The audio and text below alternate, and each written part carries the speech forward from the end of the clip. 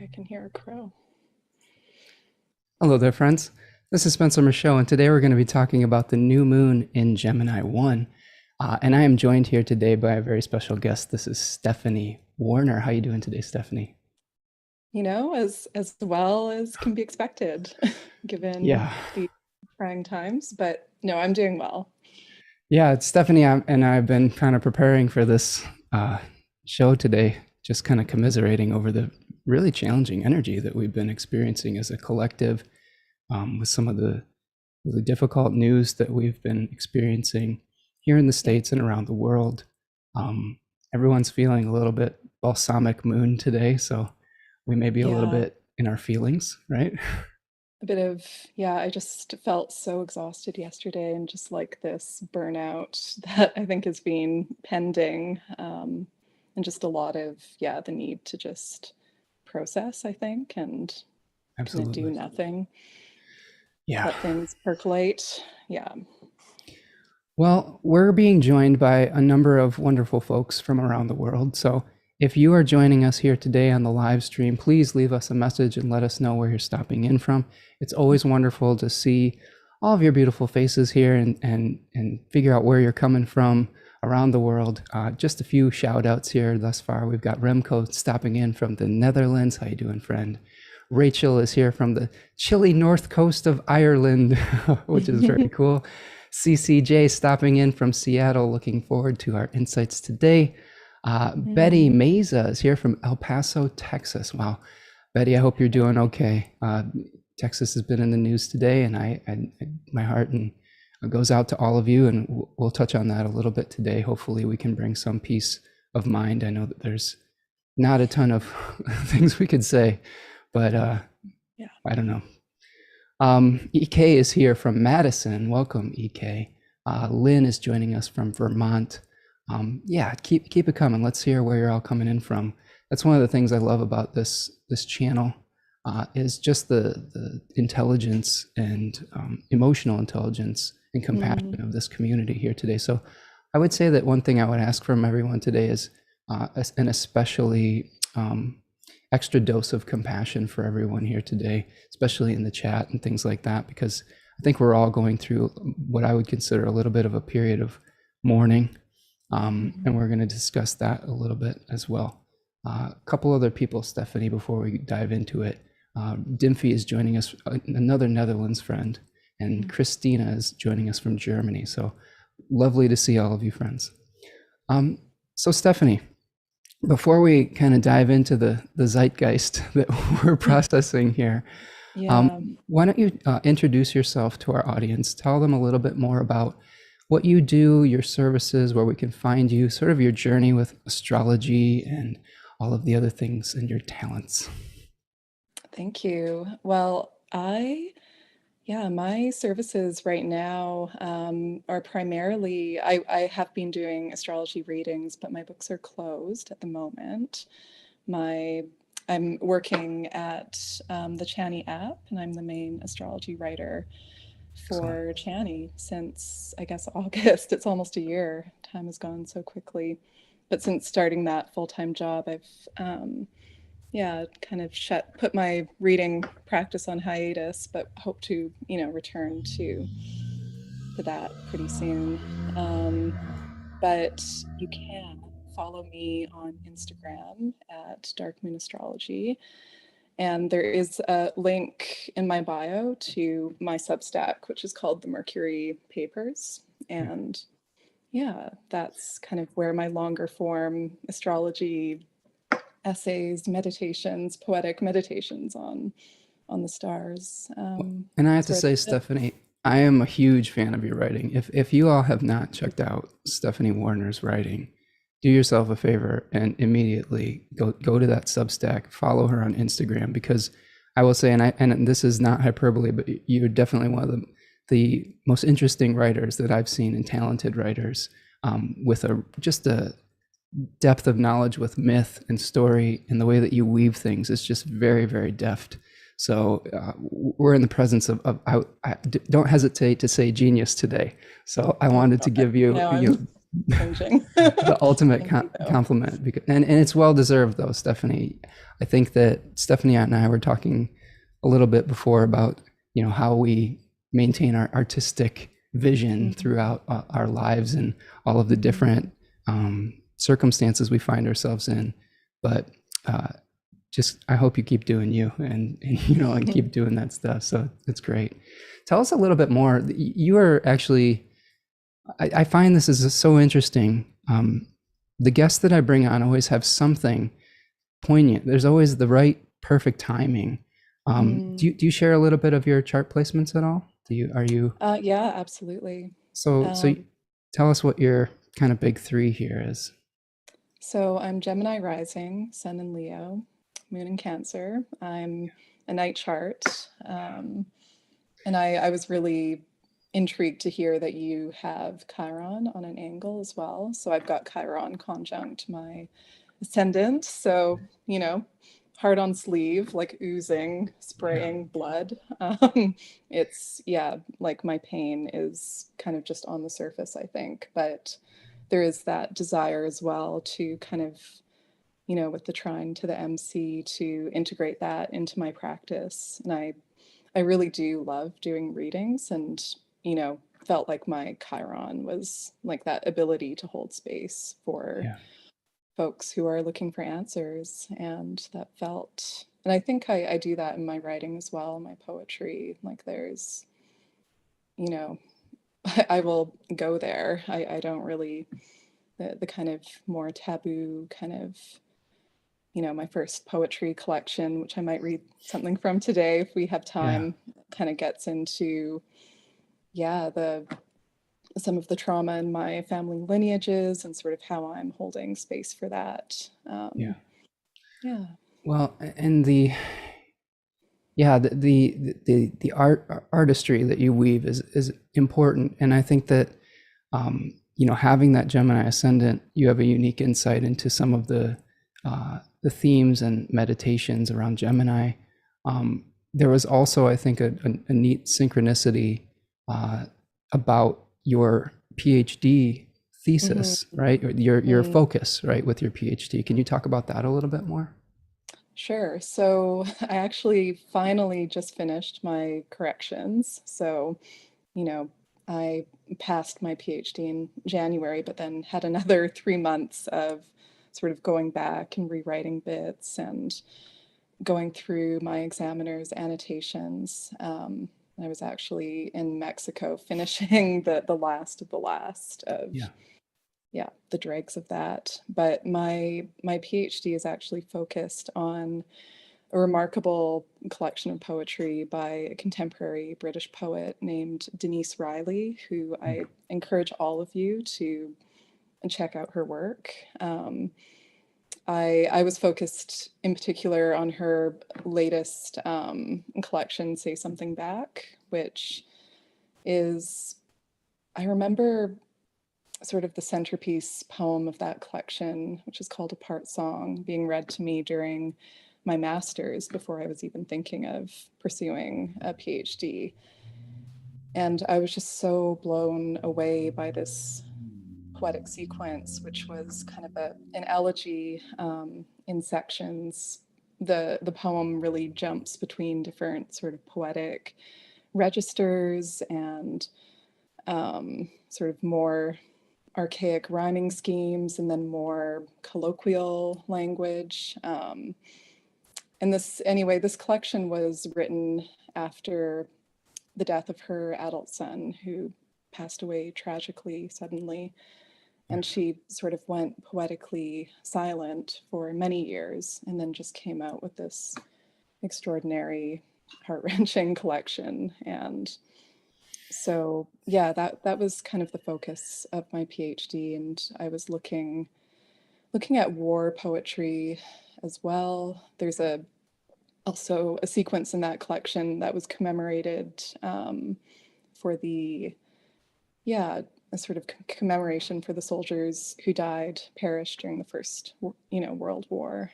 Right. Um, and yeah, there's a very just interesting kind of tension across that poetry collection where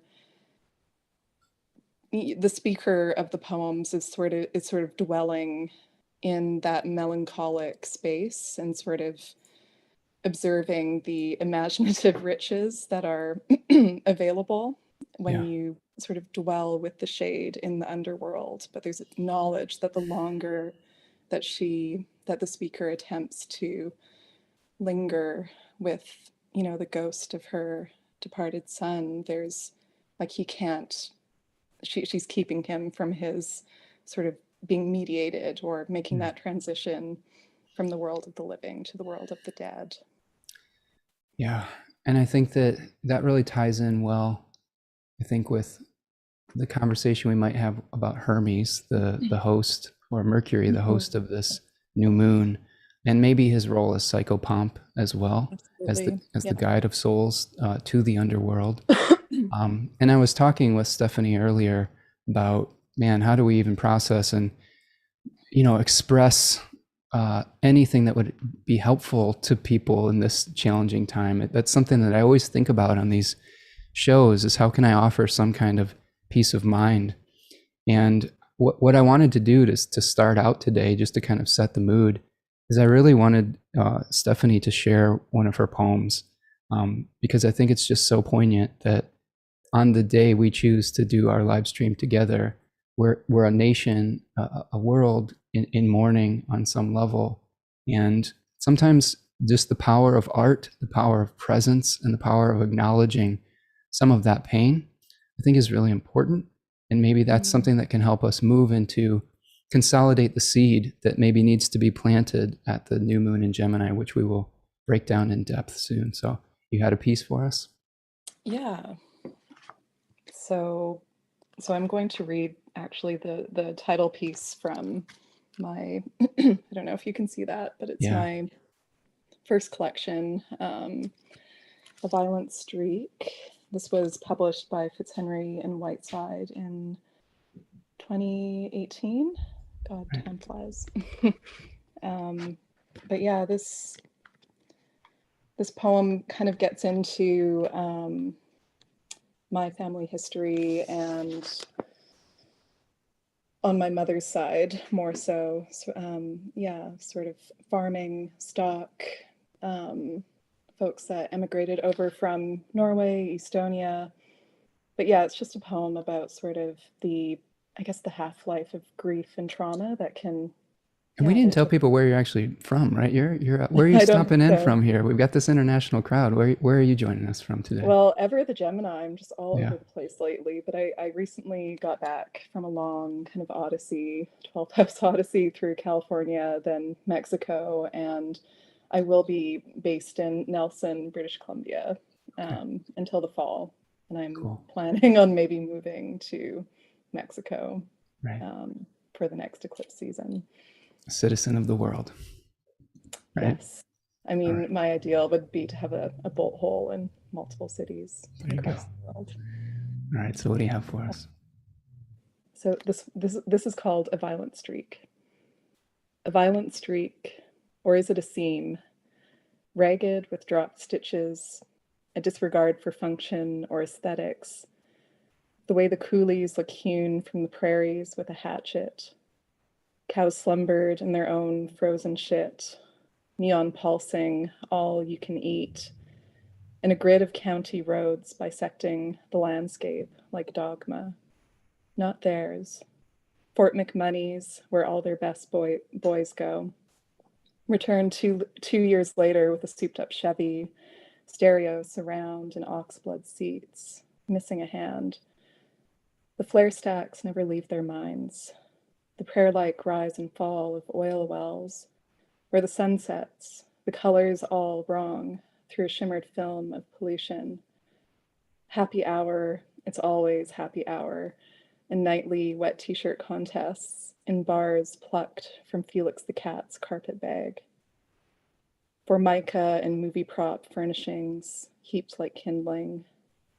Perhaps the Coors Light and casseroles on heirloom cut glass platters are small measure against the 30 hectares of drifted snow, crumpled silos, ice-sealed sloughs, and the oil rigs, like a flock of condors, closing in from the west, So a millionaire hockey player on his last concussion can wake up to heated tiles.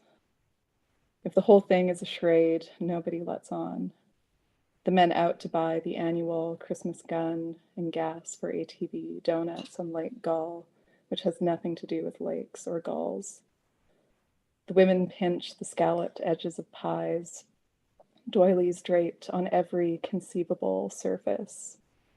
Precious moments angels, 1,000-piece puzzles shellacked on the walls. More babies than anybody knows what to do with.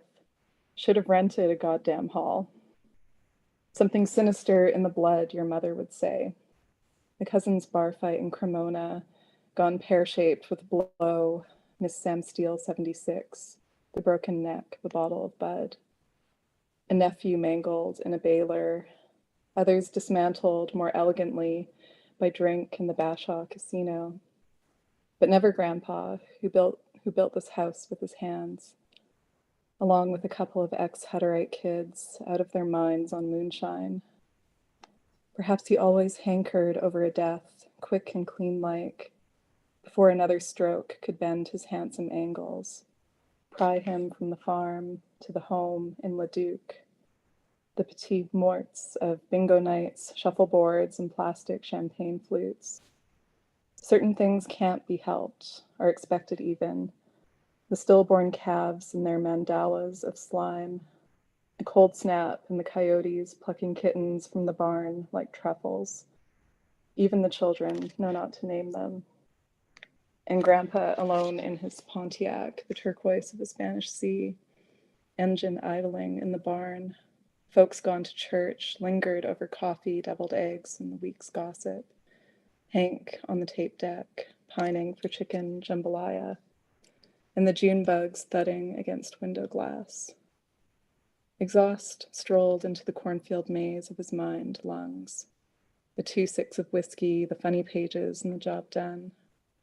His rakish smile, someplace between charm and spite, flickers in the lips of your cousin, a tomboyish thing of 5 years old, with a perpetually broken arm. There and gone again like a radio signal. The ants try not to see it, or to pick that wayward stitch, as she colors the pantheon of Disney princesses.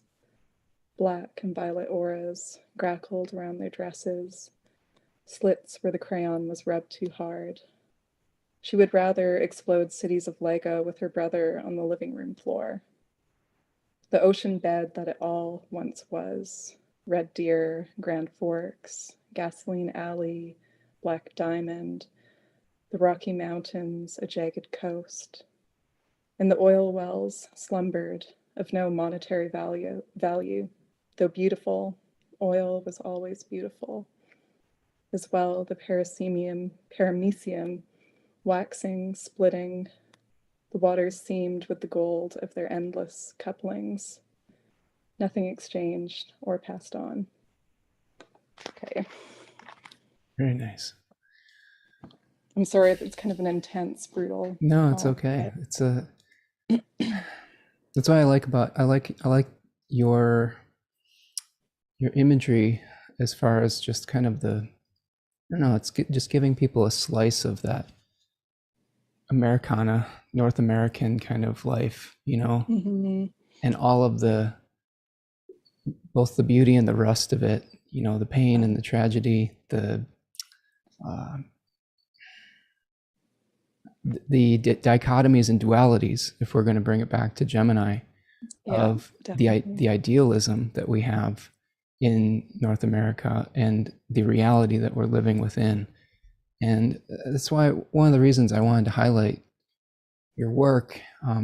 Your work reminds me, I said this before, I'll say it publicly, but your work reminds me of Liz Green's work. And if you haven't, like I said, check out Stephanie's astrological writing on her Instagram and Substack as well, because it's very Liz Green-esque, who's one of my ultimate favorite astrological writers. Love Liz Green, so yeah. It's a huge compliment. Thank you. Yeah. And Christopher is saying, such a painter with words. Kate is saying, devastatingly beautiful, Stephanie. And I agree. And I think that I wanted to start with your art to set the tone today, because I think that that's the entry point that we're working with today.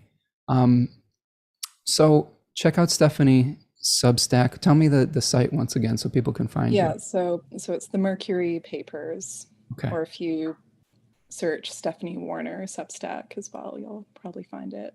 And that Substack is linked in my Instagram bio as well. Perfect. And your Instagram is dark_moon_ astrology. Not to be confused with the millions of imposter accounts that I've seen. Right. Yeah. We've all been dealing with that. I know we've all gone through it. It's barely worth mentioning, but. And you have a Patreon as well where people can support your writing. Through the Substack, if you subscribe, you can subscribe for free, but there's also an option to pay, I think it's about $5 a month, and that unlocks the full archive. And it's just a way to support my work. Very cool. Okay, so support Stephanie's work. Pick up her collection of poetry if it's available. It is. Okay, so that would be great. One more business thing before we dive into it, as we have to do in these modern times. I do have a Decans of Gemini webinar coming up on June the 11th. If you wanted to join me for a deep dive on Gemini, where we're going to go over some of the themes expand on some of the themes we're going to talk about today, you can sign up for that with the link in the description of this video. The easiest way to support this channel is to like this video and subscribe to the channel. If you would like to make a material donation to the work that we're doing here today, there's a little $sign in the chat. It's called a super sticker or super chat, and that's a great way to help keep the lights on and help us to buy more books. That's help me to buy more books, really. That's why I always say chocolate and books is what those donations go to keep me going. But I really appreciate all of your support and everyone being here today. Another thing that you can do is just leave a comment in the chat box here and let us know how you're doing. If you have questions for Stephanie and I today, we'd be more than happy to answer that and do our best with that as well. So I'm looking through the chat here, Stephanie. We've got a couple more people joining us. Yevgen is joining us here. Hello, my friend Yevgen. We have Faye is joining us, stopping in. Hello, Faye. Cookerzilla is here, excited about the new moon. Remco's asking, what is the name of the poet your PhD was about again, Stephanie? So that's Denise Riley. Denise Riley. Okay, so check out Denise Riley if you want to see some of Stephanie's inspirations. We've got Kate joining us from New Hampshire. And Lynn is giving you props as well for the beauty of your work. So thank you. Excited for that today. So let's talk some astrology, right? We've set the mood. We've eased our way into it, balsamic moon style, with a little bit of art and Venus-Pluto. I thought that was a very Venus-Pluto poem as well. I was like, I need to go there.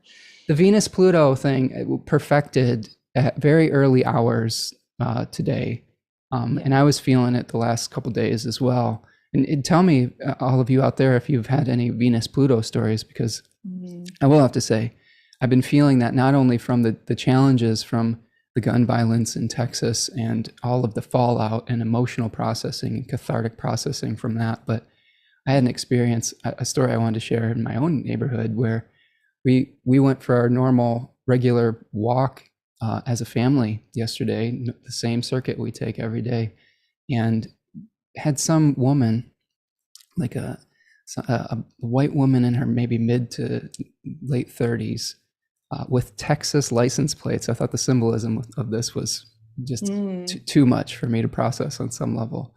Yeah. Who was following my partner and my daughter and I. And my partner happens to be Black, so there was a little bit of tension as far as what this woman was saying to us, and just was following behind us, inching behind us 2 miles an hour for about 5 blocks, like was sneering at us and giving us the thumbs up and like saying, sinister, like sarcastically, like thank you, and weird, very, very strange, like mentally ill type of behavior, very, very threatening, and literally followed us for 5 blocks, making 3 or 4 turns in our neighborhood, to the point where I had to get on the emergency line and say, hey, we're being followed right now. Yeah. Could you send someone? So yeah, we had to deal with that, and the woman I'm so was. glad that you're okay and that she was I am too. apprehended. Yeah, because you never know. I didn't really engage with her. I think that when you have people that are dealing with whatever mental health issues she was dealing with, engaging them can escalate. So Yeah. I just kept my calm and just kept on walking, and tried to do what I thought was in the best interest of protecting my family. And ultimately, she escalated things with the police, and was arrested, and she was apparently very much under the influence of something. So a little bit of a shaken up experience. The woman, even in the police report, even said that she was trying to help us to, quote unquote, celebrate Juneteenth, which, if you aren't familiar with that, is a new holiday that talks about the emancipation of the slaves from Texas. So that is Wow. I not don't how even know you. what to say to that. That's I, just a whole other level of, I yeah. don't know. So She's being algold. very much so. It felt very algol. It felt Yeah. like a visceral experience of the zeitgeist that we are experiencing with gun violence, with racially motivated hate crimes. Yeah. All of it just came rushing right into my face in my backyard. What were your And transits that, if you were paying attention? yeah, well, I know that this was happening in my Venus was squaring Pluto from my ninth to my sixth, but in my partner's chart, it was in her fourth and her first. So it was angular for her, right on her ascendant. So that, like, Pluto is right on her ascendant. She's a Capricorn ascendant, and so you could see maybe something coming from the depths, coming up from the home base, squaring off there. Also, I I will find say, that people with Pluto in the first will sometimes be projected upon as right, well. Or yeah. yeah, I could totally see that. The other thing in her chart that was going on is Mars was making an overcoming square to the ruler of her third house, which was Jupiter. So from the fourth and the seventh. So to me, that was the third house represents, I think, your immediate environment, short journeys. And there was a Mars Jupiter conjunction in her fourth that was squaring her natal Jupiter in the seventh. So it was, yeah, I think that might, if I was trying to think about what was going on there, that could have been part of this astrological discussion as well. I didn't get the lady's birthday, so I don't know what's going on with her. 1 second, officer, I need a natal chart. What I will say, though, bringing Algol back into the discussion, is, first of all, the shooter in Texas did have an Algol sun. So he had the sun on Algol. And I do think what we're experiencing over the last few weeks is the culmination and the fruition of that really difficult eclipse that we had with the sun on Algol and the moon opposite in Saturn square. He also had Mars and Saturn in Cancer, which in traditional astrology is ill-dignified. It's a very difficult position for those two planets. Now, that doesn't mean that if you have these placements that some horrific tragedy is going to happen, but there was some symbolism around that. And I will. He bought the guns on his birthday, so right, on that on the Scorpio Algol eclipse, right? eclipse. Exactly. Yeah. So what I will say about the continuation of Algol is we actually left as the police were questioning this person and as she was escalating. And we lived a couple blocks away from where it was happening. And we heard this like blood curdling scream that could only, it sounded very, very Medusa, maybe, like, and then a horn honking. It was definitely her, like, being arrested, basically. So it was very visceral. It was very literal experience of that. And I think that the point I'm trying to make with that is that you can't escape some of these things. They're going to find you wherever you're at. That doesn't mean that we fall prey to the fear or that we never leave our house, although with the combination of a global pandemic and like things going a little nutty in my neck of the woods here in America, There's the temptation, the Cancerian temptation to just be like, "Oh, I got plenty of books here. I got food for the next few Chocolate. weeks. I got chocolate." Yeah. Yeah.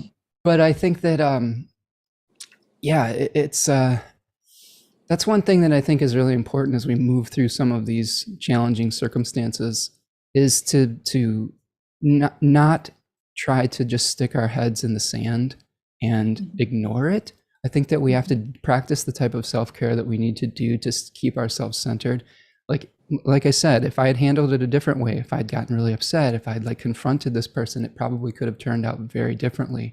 Yeah. And I wanted to share too that I've dealt with some people in the past that have had some mental health challenges and have been very confrontational. And I would suggest, if you, the audience, find yourself in these situations, one of the things that I would highly stress is not engaging with folks like that if it's possible, and trying to keep your center, trying to remain calm. And sometimes people like that will lose interest. I think that's, and if you still feel that you're under a threat like that, then you do, I think, what we had to do, which was ask for help. So, so I hope that all of you are doing okay out there and working through these challenging energies. So yeah. I actually just heard from a friend that she had a crazy experience during, you know, it was the day of the shooting. Was it the moon and Mars ingress together pretty much? Yeah, we had an Aries moon and Mars. Mars was at that anaretic degree, the 29th degree of Pisces that day. So the moon went in first. Yeah. And we had Mars at a really volatile degree that they like to describe that as at the last degree of a sign. But my friend was telling me, she lives in another small town, 3 hours from Nelson, and basically her father's dog was attacked by a bear that day. Wow. Wow. And the dog is okay, but you know, this was right in the town, Canada, like we do deal with wildlife in a really intimate way here. But yeah, it was, you know, somehow, I don't know how this dog survived, but he did. And my friend's dad basically chased the bear, like the bear was kind of about to charge, but was bluffing. And fortunately, he hikes with I guess, a ski pole. Yeah. And the combination, I guess, of the ski pole, another dog that was with him, he looked just threatening enough that the bear decided, okay, maybe I won't take this on, and sort of ambled back into the woods. And this poor traumatized dog was just covered in bear slobber and basically unharmed, but just completely, I think he's doing better now, but I was thinking about Mars, the Mars connection to wild animals, and sort of, yeah, I think my friend's dad was going to try to poke him in his eyes, you know, with the ski pole, that kind of the Medusa stare, sort of neutralizing the Medusa stare. I saw a similar story like that on social media over the last week, where a dog defended their owner against a mountain lion. Was similar type of story, like, you know, an apex predator, basically Mars-esque. Maybe staying inside is not all the agoraphobics in the audience like, yep, all right. Like cancer placement, they're like, yeah, exactly. I'm pretty well stocked here. Yeah, this is the Cancerian like balsamic moon show, everybody. So, and I know that everyone's got different levels of what actually helps them feel supported. So, however you deal with your challenges and how people are dealing with processing all of the things that are going on, you know, everyone's going to have a little bit of a different approach. And I do think completely hiding yourself away is not necessarily you know, we need community. I have to remind myself of this as a 12th house Cancer sun a lot, maybe I need some people, you know, but I can understand the impulses that some of us might have about saying, you know, it's just getting crazy out there. I think I'll just stay in this little sanctuary. But what I'm saying though is that even when you try to keep yourself in that little bubble, even when you only, you know, for me, I've really just gone in this like little 5-block radius for most of the last 2.5 years, to be honest. Mm-hmm. And even in that small little bubble, you can still come face to face with the energy of the collective. And we have It'll to find recognize you one it'll way find you. or another. Yeah. Yeah, 100%. All right, Stephanie, let's start talking this new moon. We've processed some of the challenges of the last week. I know that there's nothing that we can say that will at least completely bring peace to that situation, but hopefully us being today and talking it out, we can at least help with the cathartic process on some level. Mm-hmm. So Stephanie, what do you think about this new moon that we're moving into, the transition of the astrology of the last few weeks of eclipse season into this particular new moon lunation? What are you seeing? Well, if I may just backtrack for a Sure. second and just share Yeah. an anecdote about the Scorpio Go ahead. eclipse. And my experience of it was actually quite peaceful and kind of knock on wood. But I was in a place in Mexico called San Miguel de Allende, Mm-hmm. and we'll be talking about. Well, it's interesting that the new moon is on the fixed star associated with Archangel Right. Michael, but Aldebaran. yeah, so Yeah.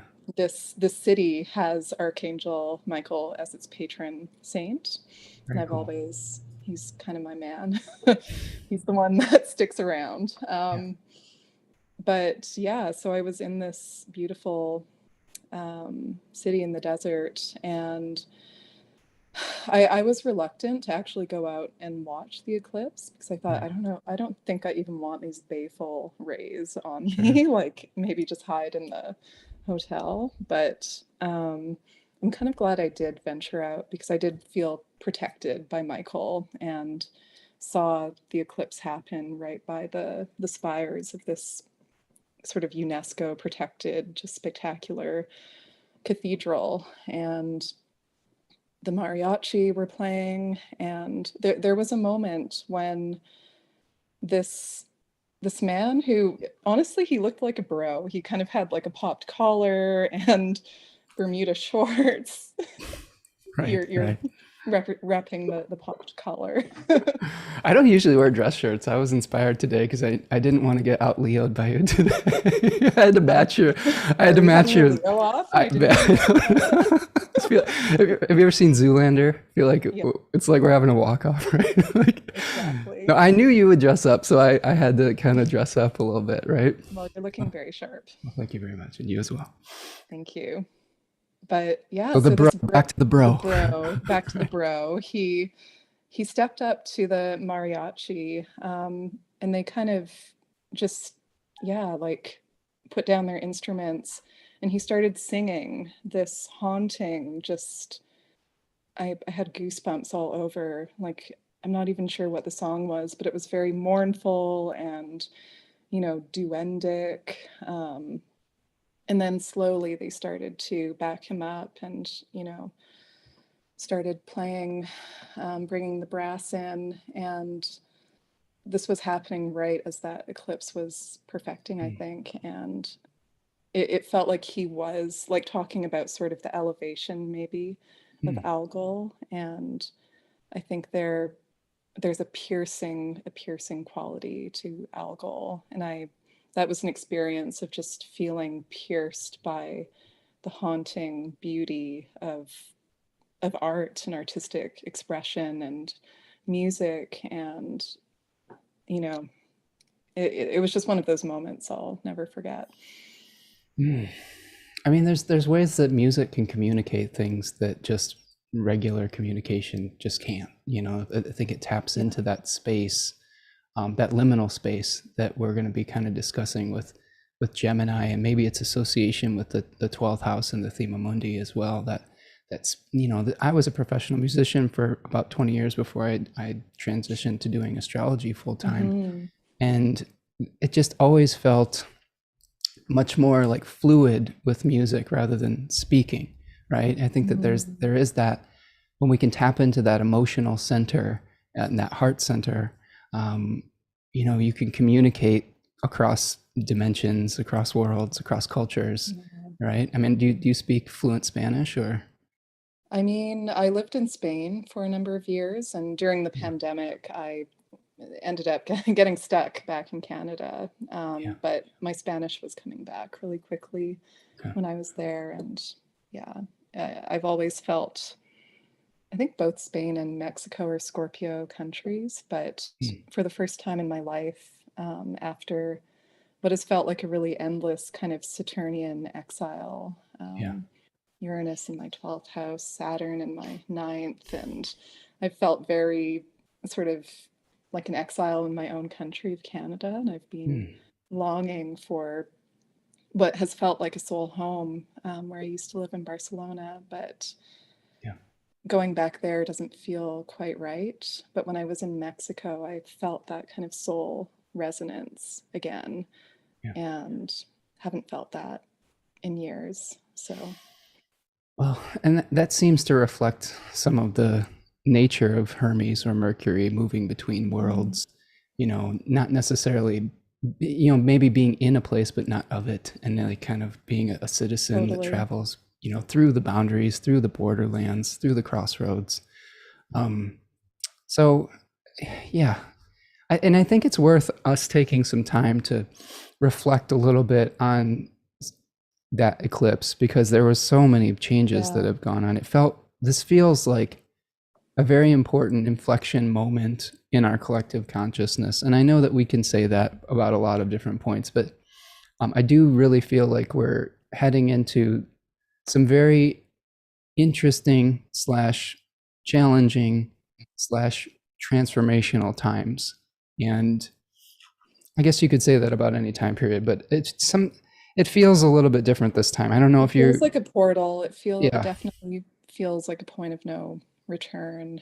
yeah, Um, we were discussing this the other day, but I kind of noticed just how there was this weird, I don't want to dwell on the shooting too much, but there was a kind of twinning between Sandy Hook and, this most recent shooting. That Sandy Hook happened when the nodes were in Scorpio Taurus, but reversed. yeah, And it just feels like that has created a sort of a fold through the space-time fabric, and something has ripped or something. I don't know, yeah. like the Our hearts catharsis our hearts of have ripped that in sort of, half. Like I think yeah. that's yeah, Well, it's one thing for that unimaginable, just like evil and depravity to happen, but the fact that it happened twice and nothing right. really, I think that's what is possibly breaking people's minds right Yeah, now. and I can't help but think about if we're talking more about Pluto and the United States and the Pluto return Hmm. that we may be going through as a community too, is all of the repressed darkness that has to be reconciled with. That I think that we're trying to wrap our heads around, and how this country was formed, how it's been operated, all the structures that support it. Um, I don't have any good answers. Like I just live here. Well, Like it kind of feels like Pluto, obviously Pluto transits are, um, they're a slow burn. They're kind of, it's a slow rolling kind of wave, but I feel like there's been a kind of rotting of institutions, like at the foundations. The foundations are, you know, we're on, I mean, I'm a Canadian, but we cannot help but be affected, like this kind of implosion of the US supernova, the black hole that it feels like it's being sucked into, that power vacuum will right. affect the whole world. I mean, the US has so many, I don't want to say tentacles, but maybe I will, in different, you Crab know, claws. Crab claws, crab right? claws, Right. exactly, kind of Yeah. the vice grip of those crab claws. But I think I think whatever has been a slow kind of decay with Pluto, I feel like there might be a sort of a swifter bottoming out now with kind of what's happening with Mars, Yeah. Jupiter. I don't want to sound alarmist, Right. but it just with kind of the what's happening with abortion rights and baby formula shortages, kids, Mhm. you know, being gunned down. There's like this is real kind of Aryan primordial survival, just basics of survival stuff, food shortages. Well, and having it affect, having all those planets square by whole sign, the Cancer sun of America as well, the Yeah, Cancerian nurturing quality, seeing yeah, this overcoming violence that is making it very difficult for people to feel secure, for them to feel safe, for them to yeah. feel properly supported as far as like with their bodies, with their health. Um, The opioid crisis as well, like how right. insidious that is. But, you know, Yeah. yeah, I don't have any answers, but I don't Well, know. uh, in what I was, I think that what I've learned with astrology is, the wheel continues to spin. So it is important to be present in the moment that we're in and to deal with that um, realistically, soberly, but also to have faith in the continuing wheel of fortune, the Yeah, continuing spinning, that we are in a cyclical existence on some level.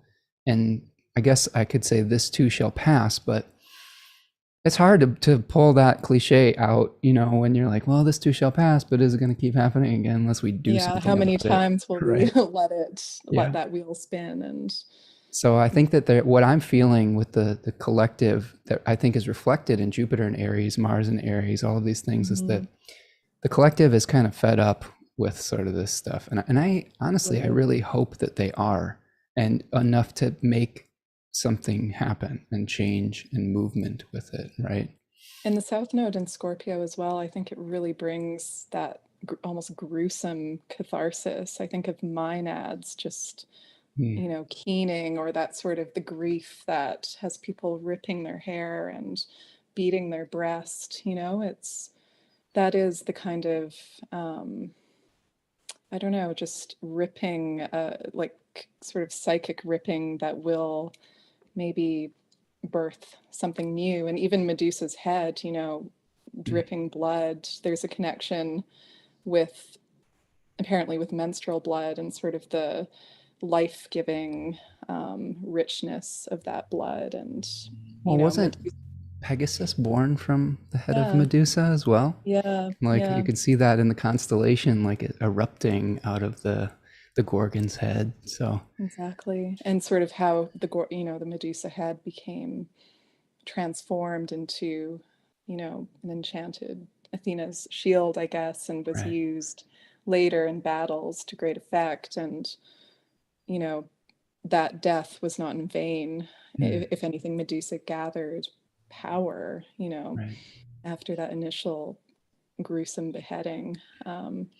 I was actually looking, just out of curiosity, looking into kind of what was happening during the last Mars Jupiter Hmm. in Aries conjunction. Yeah. And I got total goosebumps the day it was exact. I think it was May 5th, 2011. That was when Osama bin Laden was killed. Wow. And yeah, like a huge. Are we perfecting that aspect today as we're recording this, Mars, Jupiter, or when does that go I exact? think it's on the 29th, I believe. 29th. So Okay. in 2 days, yeah. Well, buckle up. I know, I know. All right. Well, we'll try not to bum everybody out more than we already are. I mean, But another, maybe yeah, a more cheerful, sure. some other Mars Jupiter things I noticed was Jaws was Oh, the hit film during the conjunction in there you 1975. go. And I think Game of Thrones like kicked off its first season Yeah. when Mars and Jupiter were co-present. Yeah, and from just my decanic exploration, the first decan of Aries really it's a double Mars ruled decan. So it's Hmm. really about severing and separating from the collective consciousness to be able to individuate and to say, this is who I am, this is who I am not, and eventually Hmm. infuse that new consciousness into a physical body as we transition potentially into Taurus later, right? Well, huge questions now about sort of the police. It looks like they were totally ineffectual at the scene Right, of that crime, and right. the parents were begging to be allowed to go in there, and we're being held down. And again, like, not to dwell on this too long, but that just feels so within kind of Mars and Aries, taking things into your own hands and realizing just to the extent, how much Pluto has decayed and corrupted the sort of institutional level of care that is so just divorced from actual care in a crisis or when it really matters, and folks Yeah. being like, well, we're going to have to do this on a community level or just take matters in our own hands. I think that will be a huge thing in the coming weeks. Yeah, that was especially frustrating, that the people that we're supposed to be protecting in that circumstance had such difficulty doing so. I will offer a Gemini, dualistic perspective. Yeah. I will say, in my own circumstance, the police officers that came to our situation were actually very, very nice. They were very gentle at first with the person they were dealing with. So it's tough. It's I'm like, not trying to make blanket terms. no, yeah, no, neutral on this subject. Yeah. I think that we have to, this is part of the Gemini challenge, is we have to be able to hold the dualities without having to necessarily see it as all or nothing. And it's so tough. It's so tough because I totally understand and agree that overall the systems that we have in place for keeping people safe are completely corrupted and ineffective. Yeah. At the same time, there's human beings behind some of those badges as well that are some of them are trying to do okay things. I will also even go even further to say that some of those systems were started to uphold white supremacy after slavery, so that we have to also acknowledge that as well. So this is it's a lot of those things. And to be honest with you, in my own local community, I do feel like they sent 3 officers. 2 of them were women of color, and they were trying to do, I have seen in my community more resources put towards trying to respond to mental health crises. And I do feel like those officers in my particular situation were trying to respond in a more compassionate way to understanding the mental health challenge that they were faced with. And de-escalate. De-escalate, exactly. So I appreciated that, because it's been a point of emphasis in my city, because there's also been some really horrific tragedies from our police department in the city that I live in as well, that were similar to some of the things that we saw in Minnesota with George Floyd. But I guess my point is I hope that we're trying to recreate those types of services in ways that will actually help our communities and be something that people have faith in, rather than are not able to trust, or have more money and resources put towards mental health responders and things of that nature. So I don't have all the good answers. I always say this, like, if people try to tell you that they know everything, that's when you should really question what they're doing. Yeah. And I think the curiosity, I back slowly away from those people. Exactly. So the curiosity of Gemini is, I think, really important, being able to ask the right questions and explore new pathways about what possible solutions could be, right? And I think that dovetails really nicely back to the Gemini new moon and the first decan of Gemini that's being lit up. And there's a lot there that I think there's kind of a delicacy, and the instruments that we see in that decan. I think there's a man holding a bundle of arrows. I looked at the Sabian symbol for 9 degrees of Gemini, and it was a quiver full of arrows, which was interesting. Right. And the woman floating, holding, is she holding a harp, or I might not be remembering? I'm less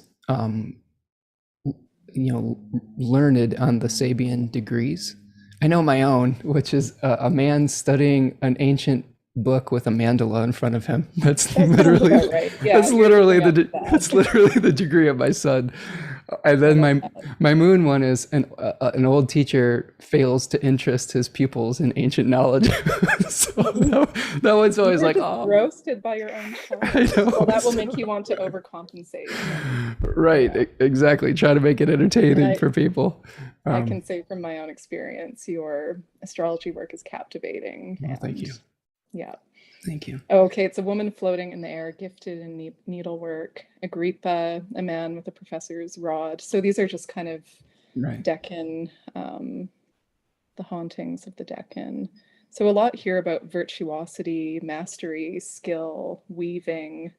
I think Austin Coppock kind of brings up an interesting idea about this Decan, sort of calling it the place where we confront the binary disease, and sort Mm, of, which is yeah. a disease I think that is at the root of a lot of our problems right now, politically and with polarization and um, Yeah, he calls that Deccan the apple of Eden, which the bite of the apple, um, basically thrusting us into the world of duality after the unification in the garden, so to right, speak, right. in binary code, ones and zeros, and all of the things that we're not, and all of what we consider opposite duality. And I think that in modern society, I've definitely seen a movement towards non-dualistic thinking, and maybe Mm, the zeitgeist and the younger generation that is coming up. I'm trying to get back to that original oneness on some level. Although mm-hmm. in other ways, we've seen the polarization just get the gap get wider, and the gulf between people's ideologies just swing, completely in these crazy directions. Well, I sometimes wonder as well with kind of the singularity that we're going through with Saturn in Aquarius, and I think Pluto in Aquarius will really kick that into another gear. But just kind of the infiltration of computers, technology, algorithms Right. into our lives, and there not being a separation there, and quite literally with the Neuralink, if people go for that. But goddess forbid. No, But thank you. yeah, that sort of idea of computer binaries kind of infiltrating our thought processes, or Yeah. I wonder sometimes if we're becoming more driven by binaries because we're kind of interacting with them so much through social I think media I think we have to algorithms. reckon. We have to reckon with our technology, Yeah, with Pluto and Aquarius, 100%. I think. there's a whole other like topic for a whole other show, Yeah, we but could, yeah, exactly. We'll have you back on the show to talk about Pluto and Aquarius and I would love all of to. the Terminator like realities that could entail, or Yeah. even I don't even know what else it could be. Like I'm just thinking of all these dystopian novels regarding that. Um, but Stephanie, let's talk a little bit about this tarot card. You are a card slinger of sorts, right? And and It's we've not my got main practice, but yeah, I do sling on occasion. right. So we've got the Eight of Swords here that is related to the first decan of Gemini. And here we see a figure that is blindfolded and bound, surrounded by swords. We're both Um, wearing orange. I just want there you go, right? There you go. to Both, did not plan you, that. you are embodying the archetype today on some level, maybe. Um, this card is called the Lord of Shortened Force and the Lord of Interference in Book T and Book of Mm. Thoth, respectively. Austin Coppock again calls it the Apple of Eden, and T. Susan Chang discusses fate versus free will with this card, which is Mm. bringing in the major arcana of the Wheel of Fortune, because this is a Jupiter ruled decan, and the Lovers, which is the card associated with Gemini. So Yeah. she's talking about the fate that we have to we don't never necessarily have a choice over, and then the Lovers, which is really about choice and choices. Yeah. So to me, and I'll toss this back to you in a second here, like, what do you think? This to me, my first impulse when I think about this is Jupiter in Mercury's sign. It's exile, right? Jupiter Hmm. in Gemini. An explosion of doubt, an explosion of options, of questions, right? Where Yeah. and they talk about the paralysis of all this, paralysis by analysis on some level. Yeah. What do you think about that, and how have you experienced either this decan or Gemini in general having that as your ascendant? I mean, it's interesting in the Thoth that the eight swords are a ladder, and Mhm. just thinking again, Game of Thrones, chaos is a ladder, but like imagine trying to climb that particular ladder, and it's almost like there is no, you just have to, you can't go up, you can't really go down, you just have to kind of dwell in that space of not having many options and kind of being between a rock and a hard place, as it were. The woman in the Rider Waite, the Pamela Coleman art, she's blindfolded, and it appears that she's, tied to um, the swords, but she's actually not. I believe she can easily kind of step out, Right. and there is, the water, this kind of trickle of water at her feet. So, I think in the tarot, there's always a connection with intuition and the subconscious with any body of water, but it feels like it is important to go within if you can't maybe make sort of material external progress, sort of Mm. going the blindfold as well, like trusting your intuition. There's something almost kind of hanged man like about that Mm. card as well, I think. Yeah, So I and think we, like, collectively, we are in a moment maybe of suspension in so many ways, and it feels like every decision is so weighted, and with sort of the brinkmanship that's going on right now as well with the Ukraine Russia conflict right, and right. the nuclear war threat that's always kind of there, I guess. The nuclear Can't black even think cloud about that. hanging Yeah, over our I heads. Yeah. can't think about that right now. But like, there's this, on one hand, Mars Jupiter there is almost like a blowtorch, and then this new moon, the Eight of Swords, like it's much more teasing out the complexity of this bind that we find ourselves in. Almost requires like a Houdini like dexterity, Right. and how to reconcile the blowtorch with the needle point, or Mm. you know what I mean. It's Well, and peculiar. isn't it interesting too that she literally has the implements to release herself from that bondage within Yeah, a few feet, you I know? didn't even think of that, but And maybe since, and I talk about this a lot with Aquarius and Saturn as the glass ceiling, limiting narratives rather than material hmm limits. Maybe hmm Gemini has a similar energy with it, where maybe we feel like we're dealing with all of this overwhelm of our own thoughts and our own narratives, but we also have the ability to release ourselves from that, if we maybe change perspective, because she's facing the opposite direction of these yeah, swords, right? point. Maybe seeing it from a different direction. I feel, and this is just my personal opinion, but we've had a lot of machinations, like in Congress, about passing common sense gun control and things of that nature. And hmm it's there if people want to act on it.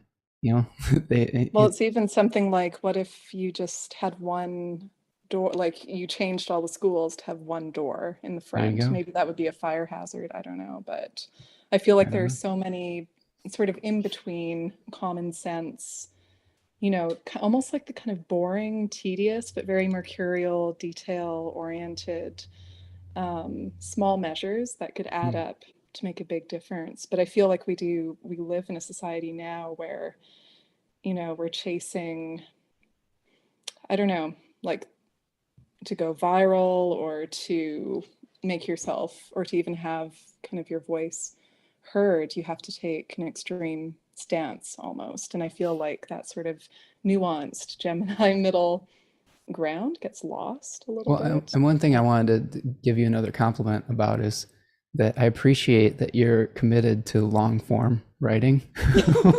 Stubbornly so, yeah. Yeah, because I myself have a lot of difficulty consolidating my thoughts into like 140 characters or whatever the hell it is that we have to Yeah. try to fit into, because Yeah. there's so much nuance that goes into these, not only these astrological machinations, but just mythological, examining things from multiple perspective, being able to express, like you did in your poem earlier, the five senses, right? Being able to get a visceral reaction and a visceral expression.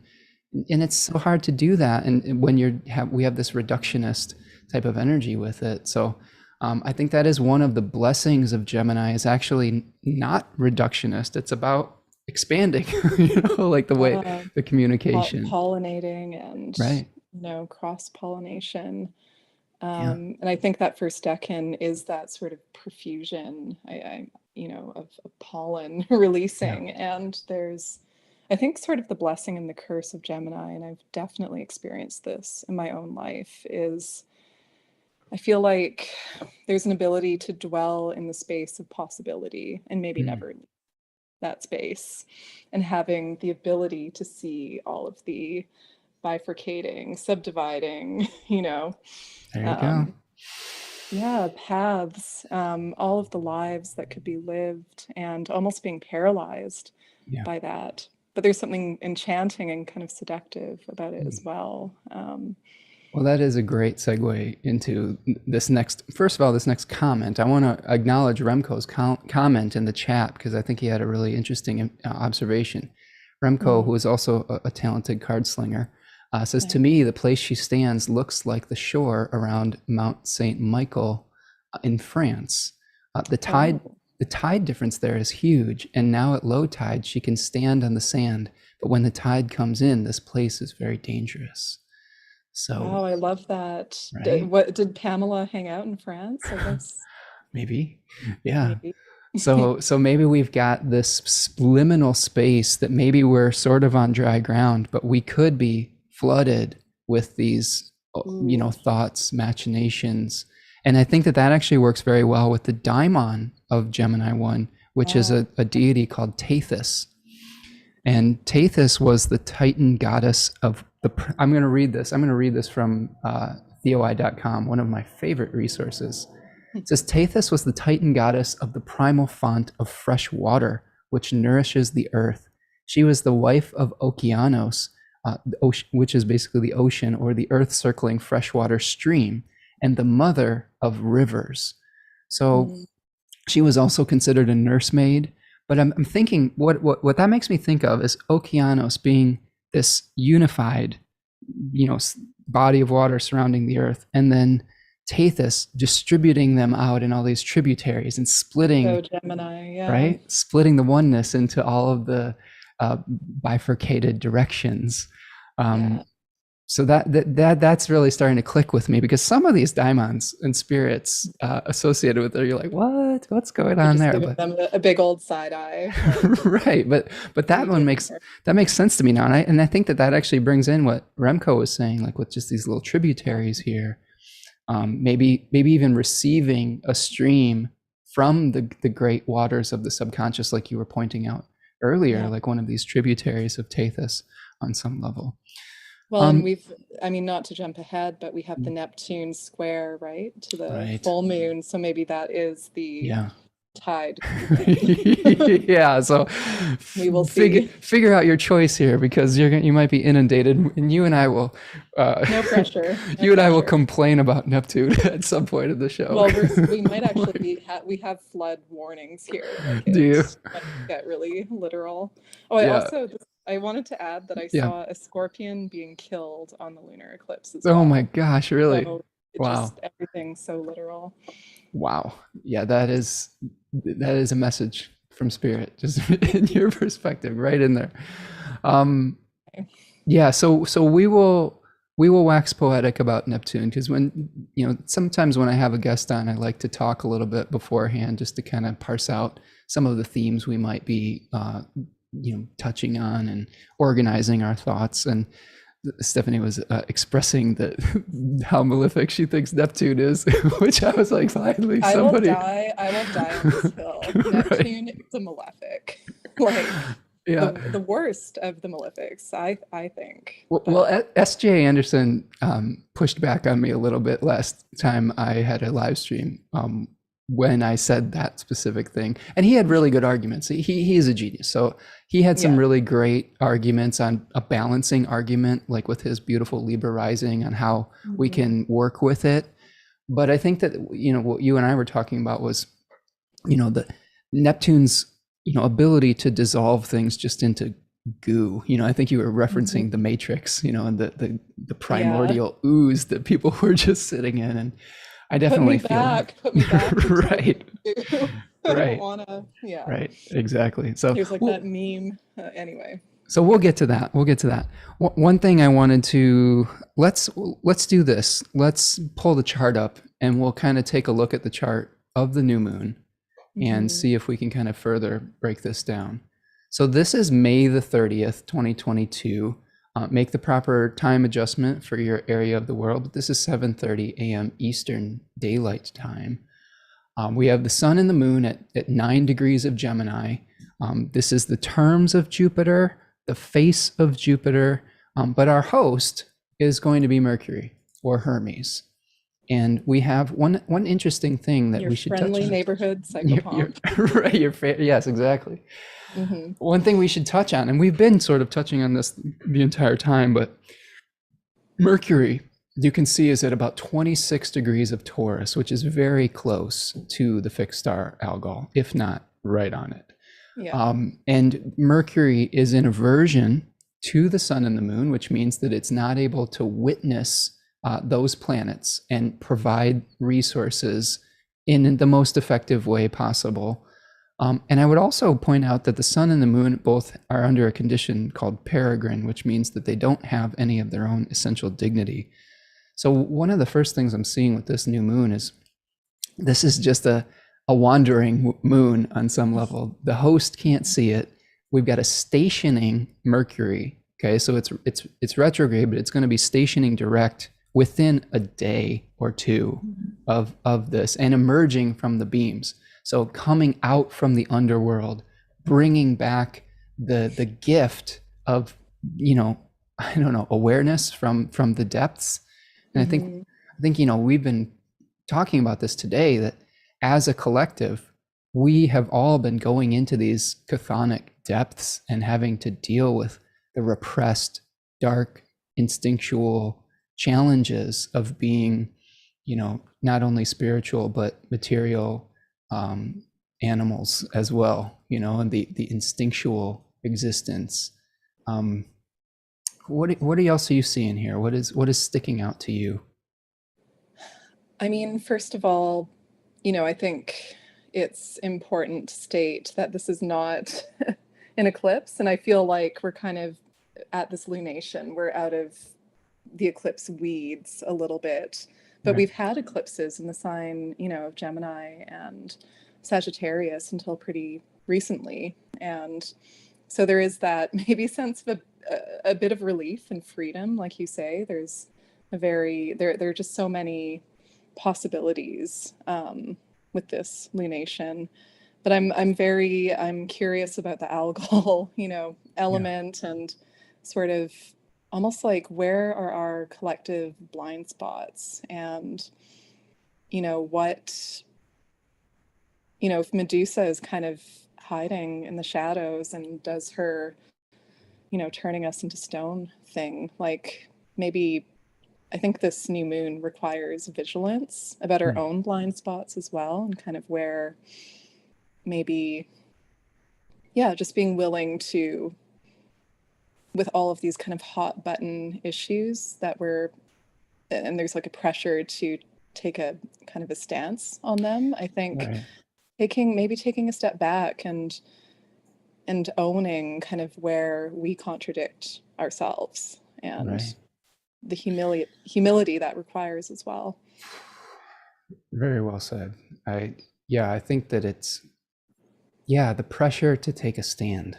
It feels very, that feels very real. Hmm. And to immediately take a stand, maybe with some of these Aries placements.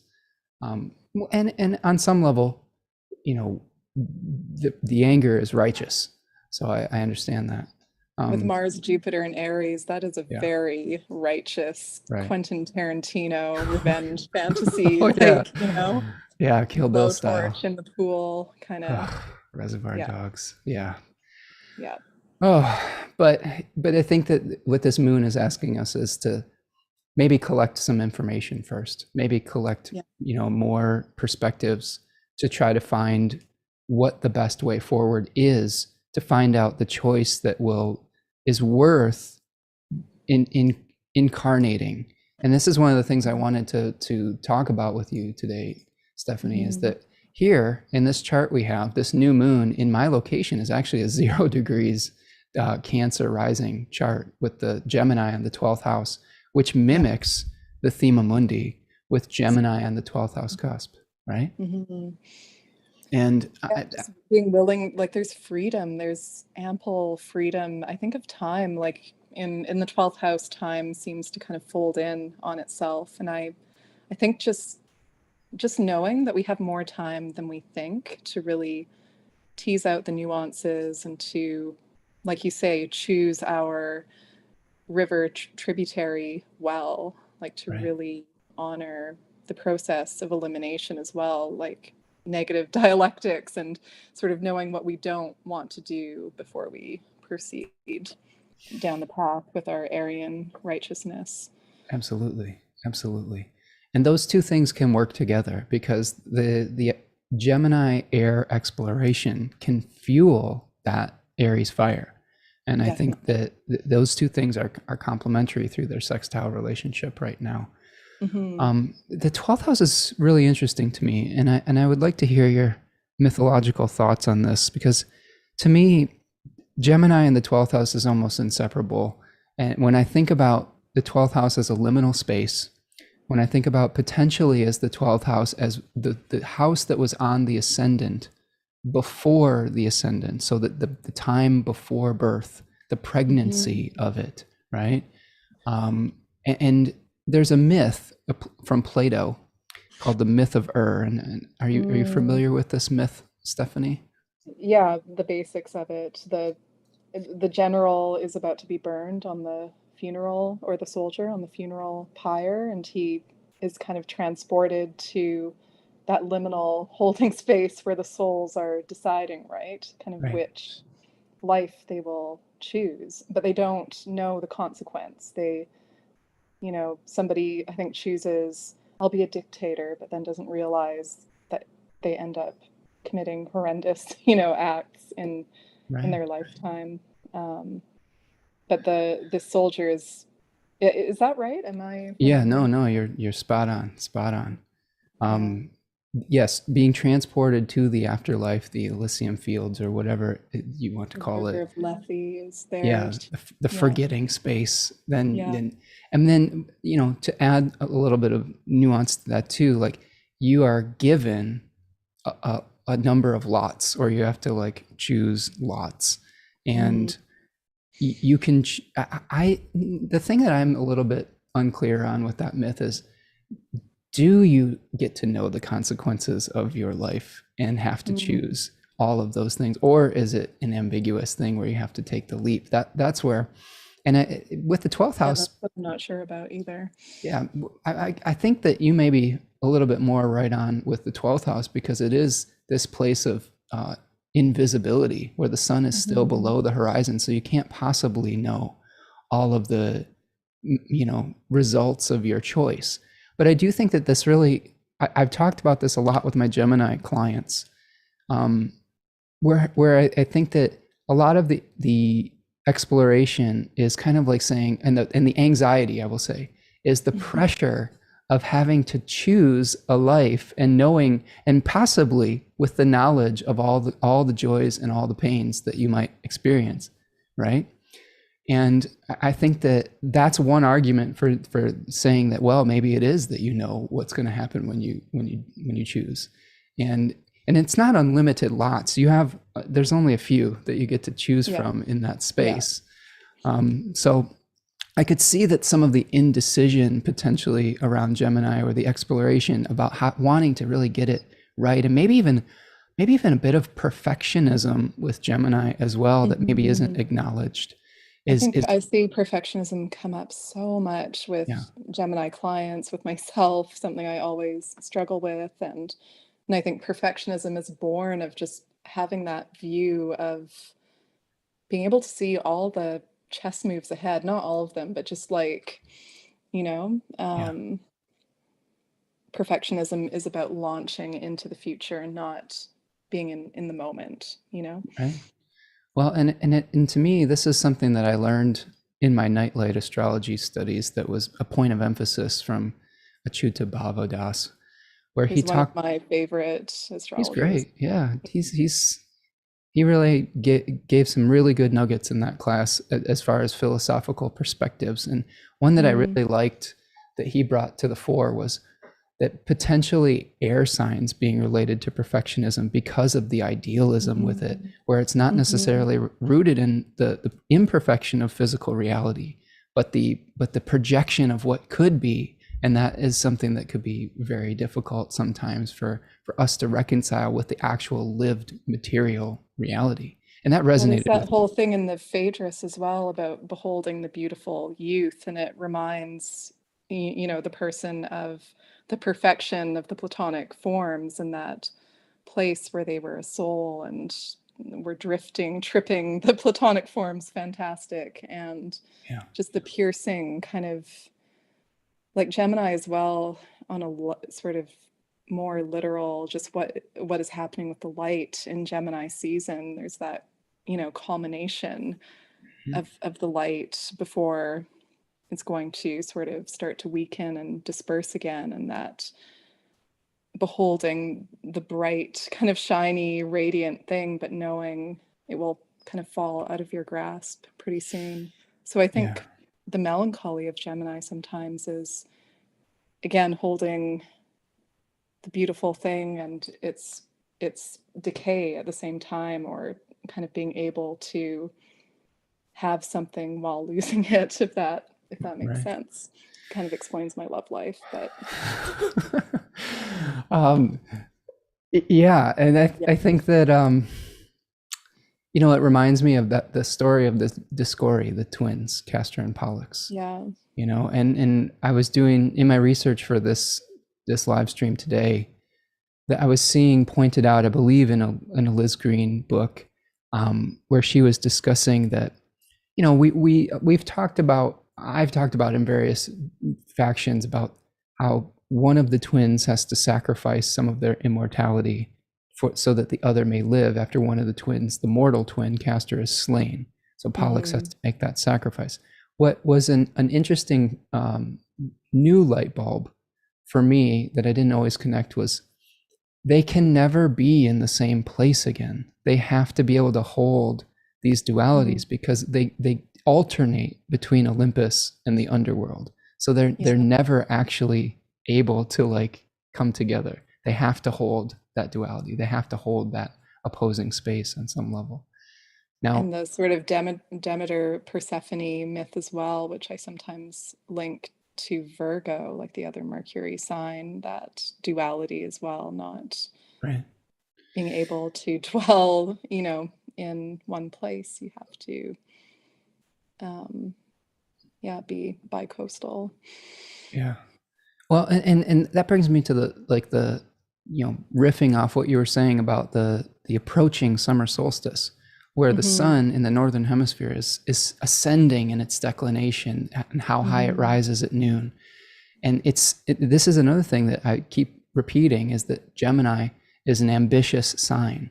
This is another Yeah. thing that Achyuta really a point that he made that resonated with me is it is an ambitious sign because the sun is still rising. But once you get to that point, it reverses its direction, which Exactly. can be thought of as the frustrates people that may not understand the process of the accusatory fickleness of Gemini, right? Like that sometimes we see in modern astrology or the zeitgeist.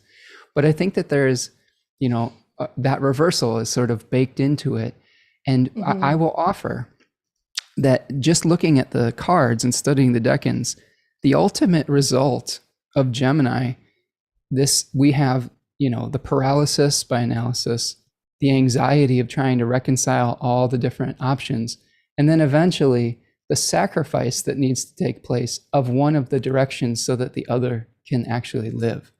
So this is my ascendant. right, Decan 3.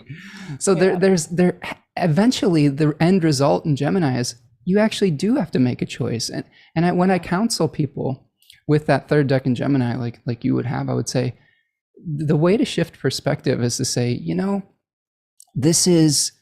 I'm going to infuse life into the thing that is most important to me, that I have been able to ascertain through my explorations. It's not necessarily about just holding that space forever, because mutable signs, they're in motion. They're bringing us to the next cardinal point, to the next kentron or stake in the sky, right?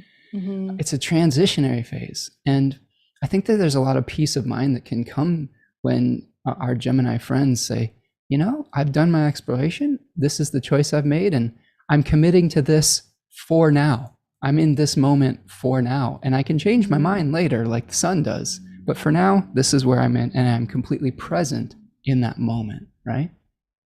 I feel like that pattern plays out in my life a lot, and not to get too in detail, but that definitely was sort of a trajectory that I experienced coming to California to, meet somebody that I was quite excited to meet, and we really hit it off. And then it kind of just somebody I'd been talking to online for quite a while. And anyway, and it just abruptly ended. And I was totally, heartbroken. And man, my Venus in Cancer, hard time letting go. Oh no.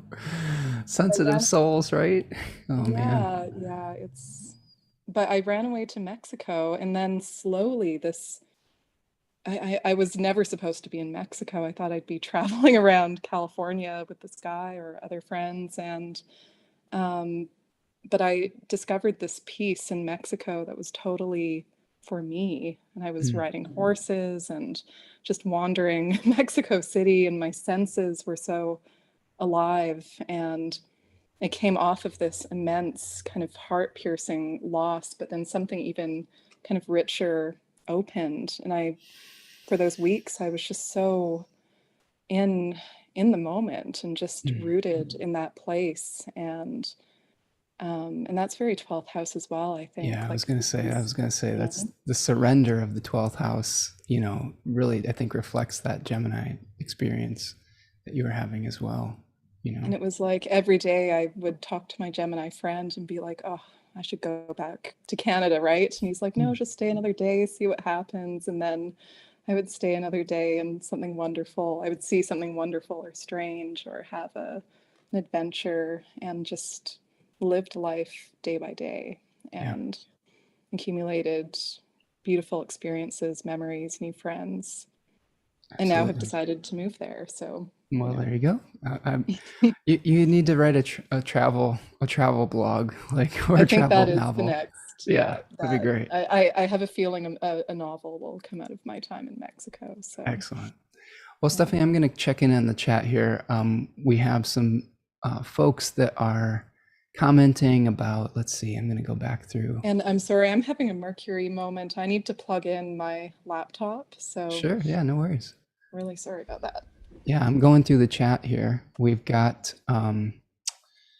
people are talking about Spain and dancing, paprika. Somebody is saying that feeling the same way about the Yucatan, the first week of June. Remco says, actually, that was a comment I already read. Remco's talking about Neptune as amniotic fluid, yes. Which would be dissolving, but life-giving, which I think that is another perspective. I'll say, Remco, I resonate with that description as well, because Robert Schmidt, in his description of the outer planets, talks about Neptune as a transcendental moon, but it being primordial substance. And I think that really makes sense to me. But his caveat with that is that it's actually just devoid of the pneuma or spirit that is, he considers represented by Uranus as a transcendental sun. So it is just the substance that needs to interact with like the one mind. So I guess if you don't have amniotic fluid connected to the mother body, it's just goop, right? So both of these things could be true. It can be nourishing, but it has to be connected with a spiritual infused consciousness, with a mind, right? And I think a lot of the times Neptune, can dissolve us back into undifferentiated awareness, which on some level that is the goal of some spiritual practices, but it can also feel, the flip side of that is many Neptunian experiences in history have coincided with genocide, where people were trying to homogenize people and eliminate the beauty of difference. So it's there's all sorts of things associated with that. EK is asking, I'm curious about today's animal card. Well, EK, we're going to be talking about that in a second. Sorry, we're on the balsamic ramble today, which is sometimes it's the way it goes. I think both Stephanie and I tend towards the verbose narrative quality, but it's all good. Like we're just easing our way through it today. Two Geminis try to screw in a light bulb. Right. End up writing an elegy about it or something. Exactly. Yeah, I've got Venus and Gemini, and we've got a bunch of Cancerian energy, or just meandering through. There is kind of a mirroring going on. Yeah, for sure. So just to give you a preview, though, Beth, EK, is that the grouse is the animal that we're going to deal with today, which is really talking about establishing a rhythm, a very flamboyant display to attract attention, but also going with the flow of life and getting into the rhythm that is connected with the flow of life, like we've been talking about with all these river metaphors and things as well. Just for those that want preview of the other divination, we are looking at hexagram 42, which is called Benefit Changing, with two lines that are actually really positive. So there is good news at the end of this. The divination is actually very, very good. So that gives me some hope. So I wanted to give you the kernel of hope before our collective balsamic Cancerian energy bums everyone out too much. Or I retire into the amniotic fluid. Right, exactly. So 42 moving to 59, which is related to dispersing the things that actually keep us separate, which we'll preview with Neptune potentially as well. So one other thing I wanted to say about this new moon in particular and the energy here. Yes, we have Mars and Jupiter in the overcoming sextile to the lunation. So those two energies trying to be supportive. But one thing that I think that is good is we do have Venus moving into Taurus, into her own domicile. And honestly, I keep forgetting about that, but silver lining. Right, a little balm, right? That may be helping, might not be helping the lunation directly, because it's not witnessing it, but it is helping the host, Mercury, by coming back to her own sign and giving us all the resources we need to do maybe some of that behind the scenes work, that psychopomp work that is necessary throughout this particular lunation. Becomes bearing chocolate at the very least. Right, yeah, go outside, go to Mexico, like, ride a donkey, go through the canyon, listen to some mariachi, don't stare at an eclipse. That was bold. That was a bold move. It was only because Michael was there. I was like, okay, I'll give you that one. But yeah, just give yourself that sensory self-care. I think is available with Venus moving into Taurus, is saying, hey, it's okay to slow down a little bit. It's okay to take care of your body. It's okay to live in this moment a little bit and let things come to you. I think that's the thing I would recommend with this, because we've had this Venus and Aries energy where we've just been maybe pretty impatient about what we want and pursuing it, with Venus being in the domicile of Mars.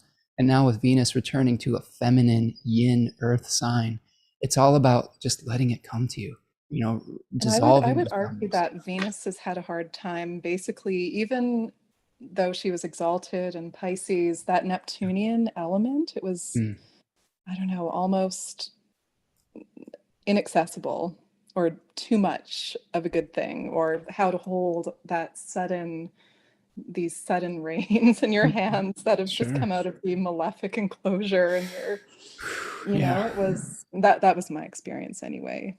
Well, we can also point out too that Venus or Aphrodite is in her morning star phase, and in some Yeah, cultures that was considered warrior Venus. So young something else Venus. to think about. I Yeah. want to shout out a couple of the people that are stopping by. Gail is stopping by from Sterling Heights, Michigan, my little corner of the world here. Hello, Gail. D, aka Darren, is here, joining us from across the pond in England. Welcome, my friend. And then Dimphy is stopping in, saying that Mercury moment here as well. Just got hacked in Messenger. Oh no, Dimphy. Missed most of this. Missed most. Now I'm having a Mercury moment. Mercury moment with a Mercury lisp. Trying to miss the most of this. That is a hard thing to say. Missed That is a tongue most twister. of this while trying to warn people and fixing this. Well, I'm sorry that you're experiencing that, Dimphy. But Rachel is enjoying our balsamic meanderings, very soothing while I stir risotto. There you go. You're getting Oh, into the Taurus vibe already, preparing for the ingress of Venus into Taurus tomorrow morning. And then Betty Metza is chiming in, saying that Mercury in Saturn's decan and Saturn is in the Moon's decan, connected. ooh. Interesting. Yeah, I like that. I missed that. Yeah. Yeah, we've got Mercury in the third decan of Taurus, which is a Saturn ruled decan. Um, one thing I wanted to point out about that third decan of Taurus, whew, it's that Seven of Pentacles energy. There's a spirit connected with that called the Litai, which were the personification of prayer, Mm. which was the kind of the foil to Eight or Ruin, who would run rashly in front and create all these like challenges and mistakes potentially, and the Litai would follow behind these hobbling old women offering up repentant prayers. So I think that Mm. there's a surrendering quality to, sometimes there's things and forces that are out of our control. They also related that Seven of Pentacles card to the potato famines in the 1840s in Ireland, Mm. blight. So by being patient, by surrendering, by offering up your prayers to whatever, maybe Saint Michael, right? I hope you said hello prayer Yeah. to Saint Michael before taking in a Yep, face full always. of the algal eclipse, right? Just raw dogging the algal Run. eclipse. I love that word. That's something we say in our household when we've been kind of going out with like masking, like how, oh, it's like, wow, we're just raw dogging some air right now is how, like, so, and how much of a treat that was during the height of the pandemic, when we were out in the middle of the field, in the middle of nowhere, just like, so yeah, I love that word. Just like that velvet underground or blue velvet. Yeah, anyway. Absolutely. Just, yeah. So I'm looking down my list here, and I think we've covered the condition of the planet. We've talked about the host Mercury that's going to be stationing direct. We've talked about algal. I think we've covered sufficiently Mars and Jupiter sextiling this lunation. We've explored some of the explosion and options and duality by Gemini I. I want to talk a little bit about overcoming paralysis. And before I do that, if all of you are still with me here today, I think we still have some people out there today, 25 or so of you still joining us. If you're still here, chime in that chat box. And if you could do me a huge favor, hit that like button. If you're new here, please subscribe to the channel. And again, make sure you follow Stephanie on all her channels as well. So we're going to be, I'm going to talk about now just briefly. We've asked a lot of questions in this talk, and I do like to at least offer some practical solutions, even if we don't have all of them. But T. Susan Chang in 36 Faces offers up some really interesting solutions via the other eights in the tarot. And I wanted to kind of toss that out there and then toss that to you, Stephanie. She says, solutions to the paralysis of the Eight of Swords. First of all, you could deal with the Eight of Swords itself by quieting the mind, right? Like perhaps meditation and not getting so attached to every thought that flows through you, right? For sure. The Eight of Wands is the kind of this opposite energy of, it's a Mercury ruled decan in a Jupiter sign. So we've got the speed of change happening. So waiting for just your circumstances to change. If you feel like something is, you're paralyzed by all these options, well, just wait a little bit. It's gonna change. The wheel's gonna continue to spin. She talks Especially about with Mercury retrograde and yeah, right. And eclipse dust takes a while to settle. It's Yeah, yeah. exactly. And like, the reason we're spending so much time on it is that eclipses they're bigger chapter markers and narratives, I think, than a normal lunation. I mean, they have these meta cycles, and the changes that we're experiencing through this eclipse season we're gonna reverberate out in like butterfly effect, little like droplet rings in a pond, right?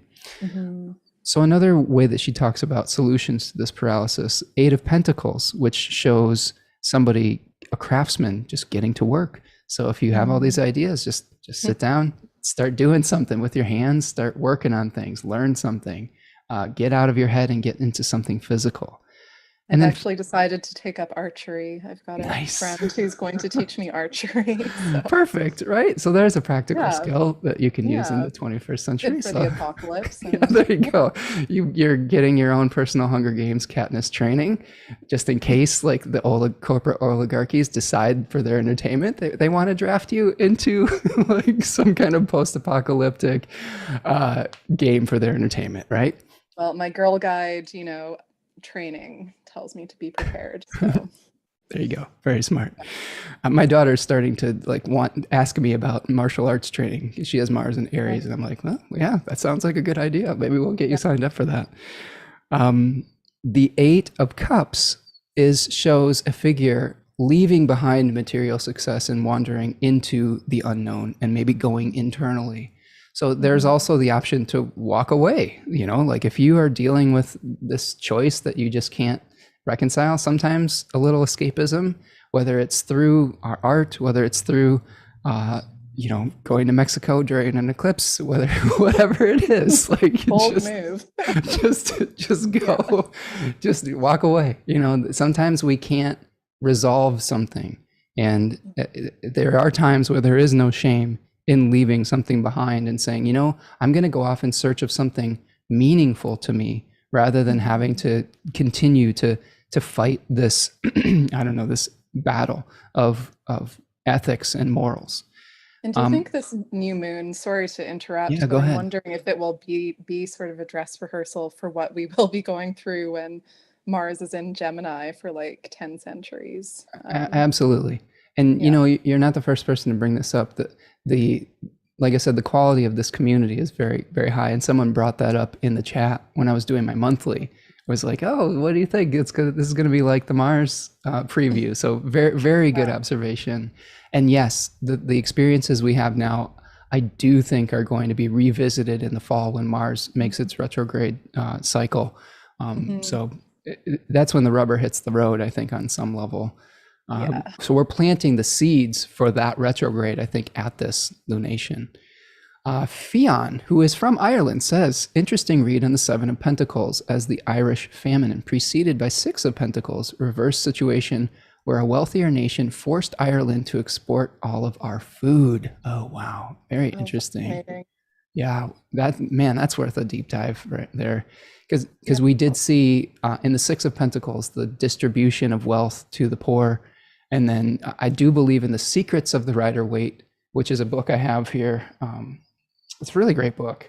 They talk about Pixie, or what is Pamela Coleman Smith, having been young enough potentially to have remembered that potato famine. So very, very interesting. Tarya T says, I'm a 12th house Gemini, no planets or points there. Both my mother and father, strong Gemini sons, so the energy is very familiar. Now I have a grandson with Sun, Mars, and Mercury in Gemini. Well, you are living this transit. And I will also point out that this May 30th is my mom's birthday, and my mom had the sun on 9 degrees of Gemini as well. So it will be her first heavenly solar return, so I'll be processing that, trying to figure out all of the machinations around that. But I wanted to say that this lunation is conjoining a fixed star called Aldebaran. And, this is a a really interesting royal fixed star of Persia that I think is going to inform the coming months ahead.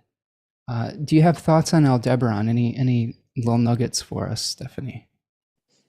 Well, I mean, there's that emphasis on integrity, honor, doing Right. the right thing, maybe the right thing being the hard thing. But I mean, it's quite a, again, it's connected to, you know, Michael, Saint Michael.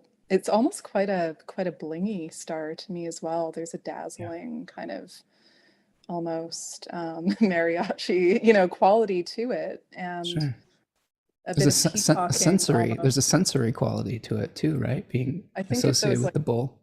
yeah, like the ancient, those like Byzantine, you know, icons or illuminated manuscripts with Michael on the cover that are just studded in encrusted in jewels and Right. um but yeah, with the connection to the cult of Mithras as well, and Right. sort of this, again, it's been a while since I've done a deep dive on Mithraic rites, but Oh, there's, come it's on. You like a can't just very, pull that. You can't just pull that out of your ass.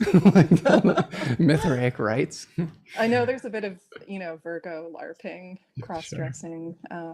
Yeah, but there, it's like a very regimented sort of Right. Right. ascension, or an emphasis on, it's quite, yeah, like it was Roman soldiers who were involved, I guess, in this, and um, finding that I think we're in a crisis of like, what are the men doing? I think a lot of them have been really disenfranchised or feel a bit lost, or like they don't have like that a position or sort of a, I don't know, I think the alienation that's hitting is really hitting men especially hard. Maybe that's a hot take, but No, I um, don't think I don't think that's out of the realm of possibility. I think that one thing that's standing out about that you're pointing out about Aldebaran is the regimented nature of the Mithras, the general, right?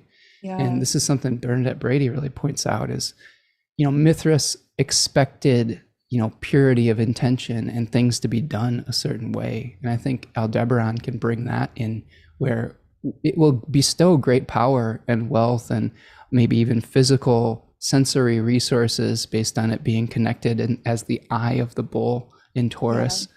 yeah, But I think that there's a nemesis that she points out where if you aren't, utilizing purity of motivation, if you're not doing this in the way that is in full integrity, then yeah. you'll experience a downfall. And is So, that the scorpion getting, pinching the testicles of the, oh, in some images there, the bowl, there's a oh, scorpion you're that's right. sneaking in there, or maybe that's the, you know, the host in aversion to Yeah, the moon. potentially. But I always think of the scorpion having this relationship with Orion, and like one rising, one setting, and killing that god. And that seems to work if we can take it a step further with the then the blind testicular. spots, right? Right. And self-sabotage and Yeah, kind of, yeah. absolutely.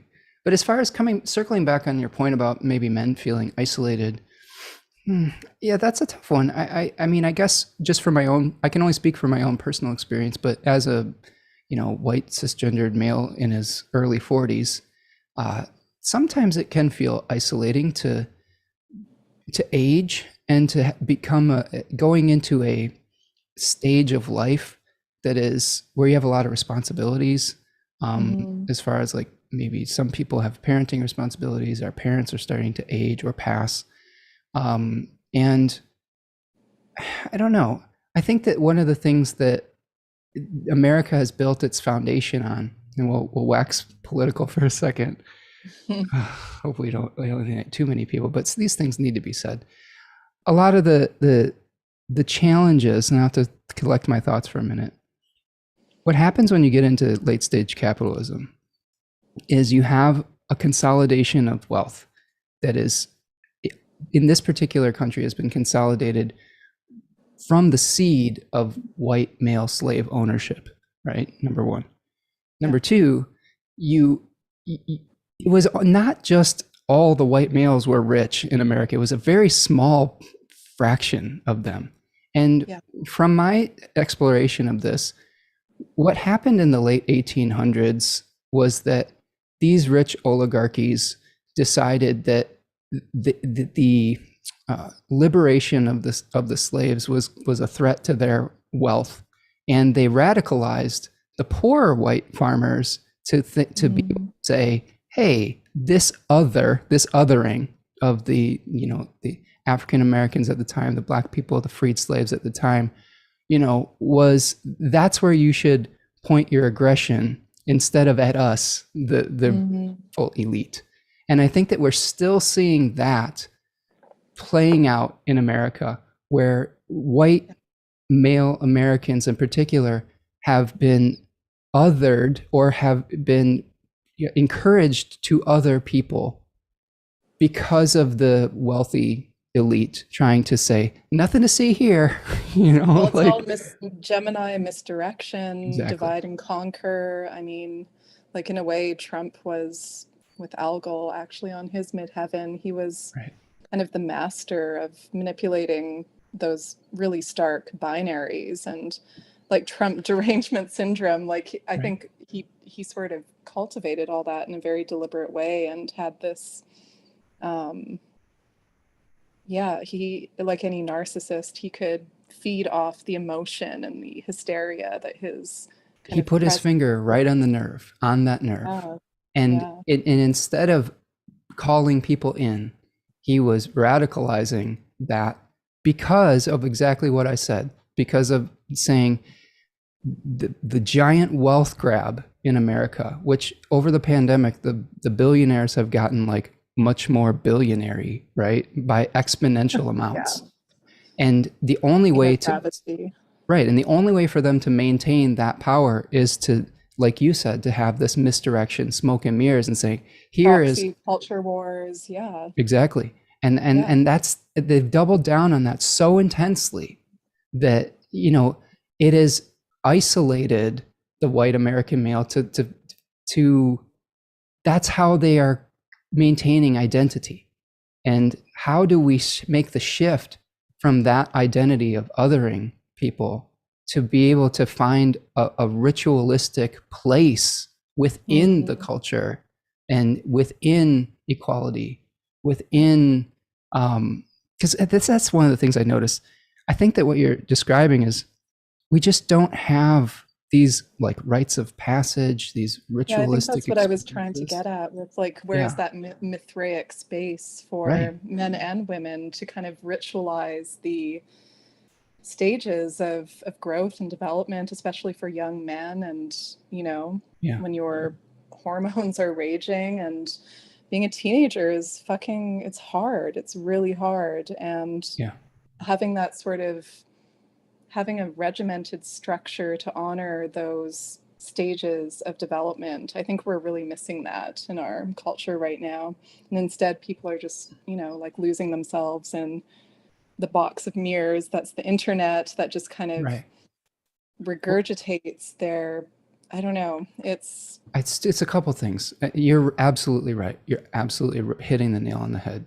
And I think that pointing out that first of all, the pandemic further isolated people and removed them from the face-to-face interaction, from the ritualized like the rites of commons. passage, We lost the the commons where commons. you can actually have a sort of in real time Right. discussion about something. And it forced people into those internet sort of dark spaces where they were able to express their righteous pain at Yes. feeling exiled from any sort of connection. But then that was twisted into something very dark by people like Trump, by oligarchy. And the tech companies themselves, I But would yeah, argue as well, right, because they're billionaires too. So yeah. so And they they're won't trying. let their kids use their own tech, and there's a reason Right. for that. So they are trying to have people eat each other so that they can get richer, right? Yeah.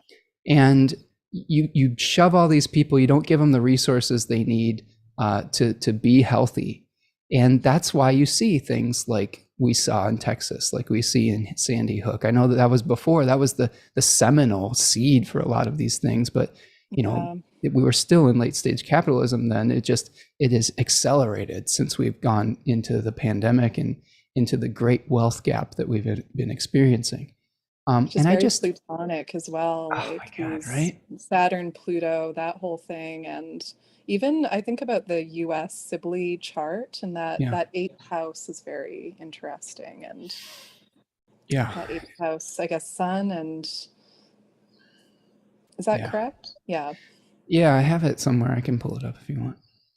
Um, But maybe we won't dwell on it too much. But yeah, it's a bit of a digression, but yeah. just But I do think that I believe in the progressed chart of America. It's a satirizing the Sibley chart, so that would make it an eighth house sun, and we yeah. have Pluto returning in its second house of wealth versus and making an opposition to the sun in Cancer in the eighth house. And the So basics of survival as well, like, right, empty, shelves in grocery stores. That feels right. very Pluto in the second. And Remco is bringing us back full circle and saying, looking at Aldebaran, the physical correspondence Bernadette Brady gives is the hypothalamus or the hypothalamus, a major player in hormonal balance. Oh, interesting. Very. So I Right. assume our circadian rhythms as well are Yeah, absolutely. regulated by that. Hmm.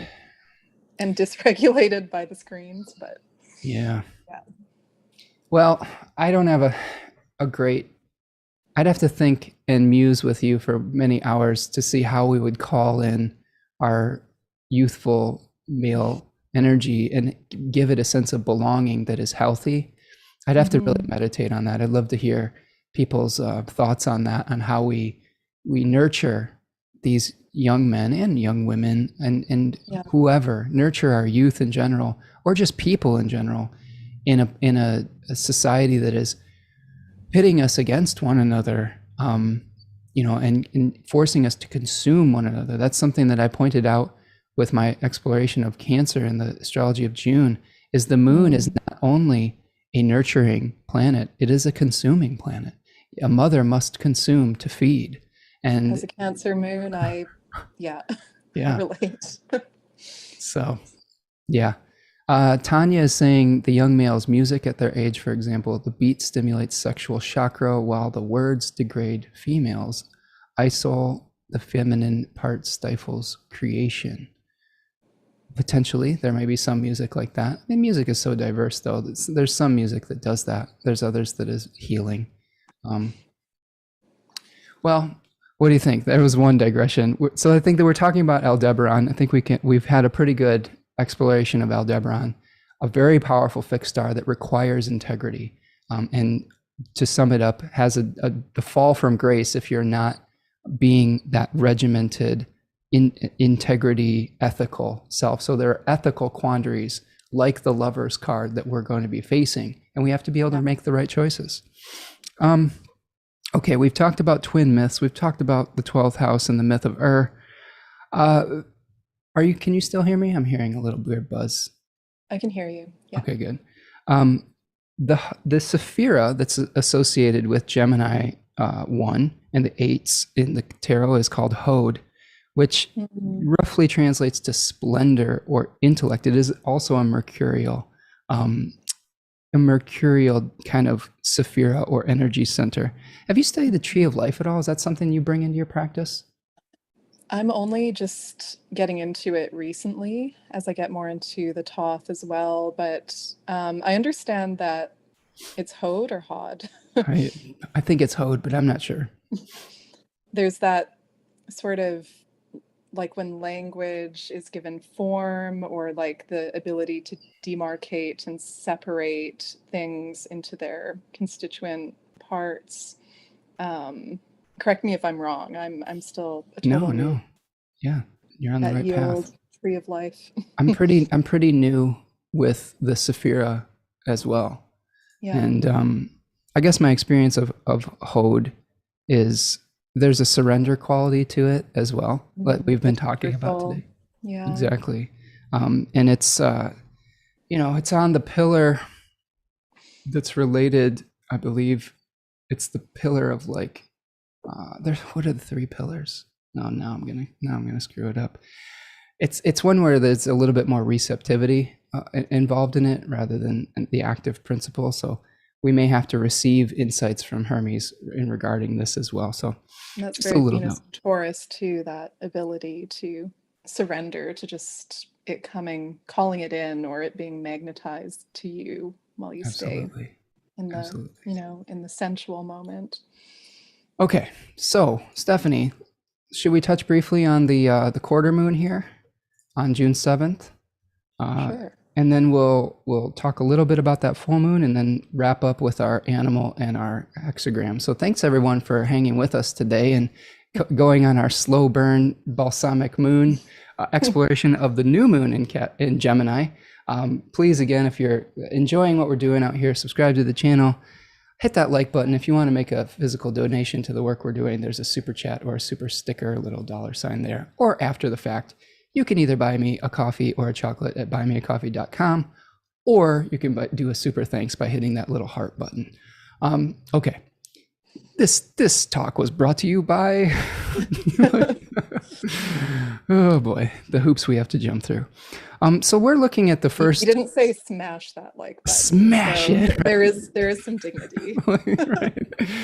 Yeah. Bludgeon it with Mars and Aries. Yeah, Stephanie and I are commiserating on all the compromises we've had to make as artists, trying to live in this late stage capitalist world and how painful that can be sometimes, right? Indeed. All right, so we're looking at on June 7th here, the square between the Virgo moon and the Gemini sun. And I guess one of just my big picture thoughts with that is we're seeing the moon moving through a decan that's related to infusing matter into form and the hard work necessary to do that. And the second decan of Gemini is related to the anxiety of trying to hold all these thoughts and these dualities. So, to me, this is kind of like, hey, you've got all these ideas, you had planted this seed of idealism, but what are you going to do about it? What are you going to make? How is it going to be born into form? And Austin Coppock has the image of the hermaphrodite, is that right? That's for correct. Gemini as a sort of, answer to how to hold that duality into like a single body or, Absolutely. and grace. Well, and he drew that name from the myth of, I believe is it Cybele? Do you say, is that how you say it? It's K-Y or C-Y-B-E-L-E. I can't, I think that's how you say it. I think so. That myth is basically was a goddess or a god that was born with both genders and was cleaved by the other gods because they were afraid of their potency and their power. And the phallus was cut off and fell to the earth, and from it grew an almond tree, and a passing nymph ate one of the almonds. And then there was this eternal pursuit of Cybele and her other half, which was called Attis. So it was this constant trying attempt to reunify after Very being Plato symposium as well, like yeah, absolutely. So maybe we'll have to try to recover some lost pieces of ourselves and reunify on some level and be able to hold both parts of ours, the masculine, the feminine, the yin and the yang, and realize that if we go back to the oneness of experience, that we all contain the seeds of all of those types of experiences, and maybe that's another way to bring in the youth of America or the young males of America's, get them in touch with not only their lost masculinity, but their sacred feminine side as well, right? So, well, okay. I've been watching with interest all the protests happening in schools as well. I think there, might be something that grows out of that sort of communion. It's very Jupiterian as well, the coming together, of the youth and in rage and grief, but I think something really potent could be born of that. I agree. We'll see. And we'll have a retrograde Saturn here too, asking us to review the philosophical structures that we have as agreements as a society, I think, as well, where we're saying, okay, here are the narratives that build a society, the intellectual versions of laws, of agreements that we've made. Now all of those are up for review on some level here. So interesting times. Okay, let's move forward to let's talk a little bit about the full moon, just briefly, and we talk about that because what we're doing is we're talking about the seed of the cycle, and here is its fruit. So the seed was planted with many proliferation of options. And now we have the sun in the third decan of Gemini, where we've talked about the necessity to make a choice. We've got the moon in the third decan of Sagittarius, which here's what the two cards we're dealing with here, right? The 10 of Wands and the 10 of Swords. Weighty. Yeah. So to me, that 10 of Wands energy is kind of, I always use the word barn eager, which is a horse trying to just really, destroy its body almost to get over the finish line, to get home, that burst of energy. I experienced that in Mexico and was like, okay, we're galloping now. And it just got faster and faster the closer we got to the stable. Right. Well, and here's our opportunity to briefly discuss the elephant in the room that we've had here, which is the square to Neptune. So we've got just a bunch of mutable energy here where we're trying to reconcile all these changes, where we've got so many ideas that we need to choose between. We're trying to figure out how to unify our bodies and our minds to get across the finish line. And then Neptune just throws this, I don't know, this puddle. What does Neptune, just a puddle of cosmic ectoplasm or amniotic fluid. We're getting slimed, right? I'm just thinking of Ghostbusters where they just get slimed. Or that Nickelodeon show. Oh yeah, myself, but the elder millennial. You can't do that on television, which was that show was scary to me as a child for some reason. I don't know what it was. It had an ominous it was sinister. Sinister, right? Yeah. I feel like it's the undercurrent of like you were saying, like ominousness and sinister tone, where they were very sarcastic and very there was a lot of children in peril from weird adults in that show, right? I mean, they're just telling on themselves, but yeah. But for those of you who are too young to remember this or didn't grow up with this, they basically had a part of the show where you'd get dumped a bucket of green slop on your head. And I don't know why. Little goggles on and right. And just looked, it was, I think I repressed that. It's coming from somewhere deep in my psyche. And there was a lot of execution on that show. Do you remember this? This is all starting to flood back now. It is, yeah. They had execution lines and people being murdered on TV. proto Squid Games, but yeah. Oh, well. I mean, I preferred Carmen Sandiego. She was. Oh yeah, that was great. That was a great show. Yeah. and if forgive us for one more Gemini Cancer digression, but my family and I have been watching the new Kids in the Hall. So I don't know if you're familiar with that as well. A little bit. Seeing which is it's a Canadian show. Come on, Stephanie. I know. I figured they were. I was into Degrassi. I figured they were comedic royalty in Canada for some reason. That one kind of slipped my radar for some reason. Well, to me, we've been watching the old show, which was produced 30 years ago, and the new show, and it's been a really interesting meditation, not only on the cruelty of time, just seeing these young men turn into old men, but also just the standards that we had for comedy, because comedy is one of those things that taps into the zeitgeist of culture, of what, how we treat each other and makes fun of it. And really the vibe I got in the new show was almost this apocalyptic, post-apocalyptic resignation, in their comedy. They have one sketch where someone was in an underground bunker just playing the same song, this roller skate song. I got a brand new pair of roller skates. Kids in the Hall ontology. Yeah, exactly. So I don't know what that says about where we're at in this point in history, but it feels very Neptunian to me. So bring it full circle. Well, right. I mean, everything is a remake now, but anyway. I think that what I will say about this full moon, just to give you a preview, and I will have another guest on the show to discuss it in depth, but I do think that Gemini 3 Sun is asking us to recognize and clarify, which the sun does. It shines a big spotlight on something, what choice that we have to make, what sacrifice that we finally have to make. And then the moon is saying, what are you physically going to have to do?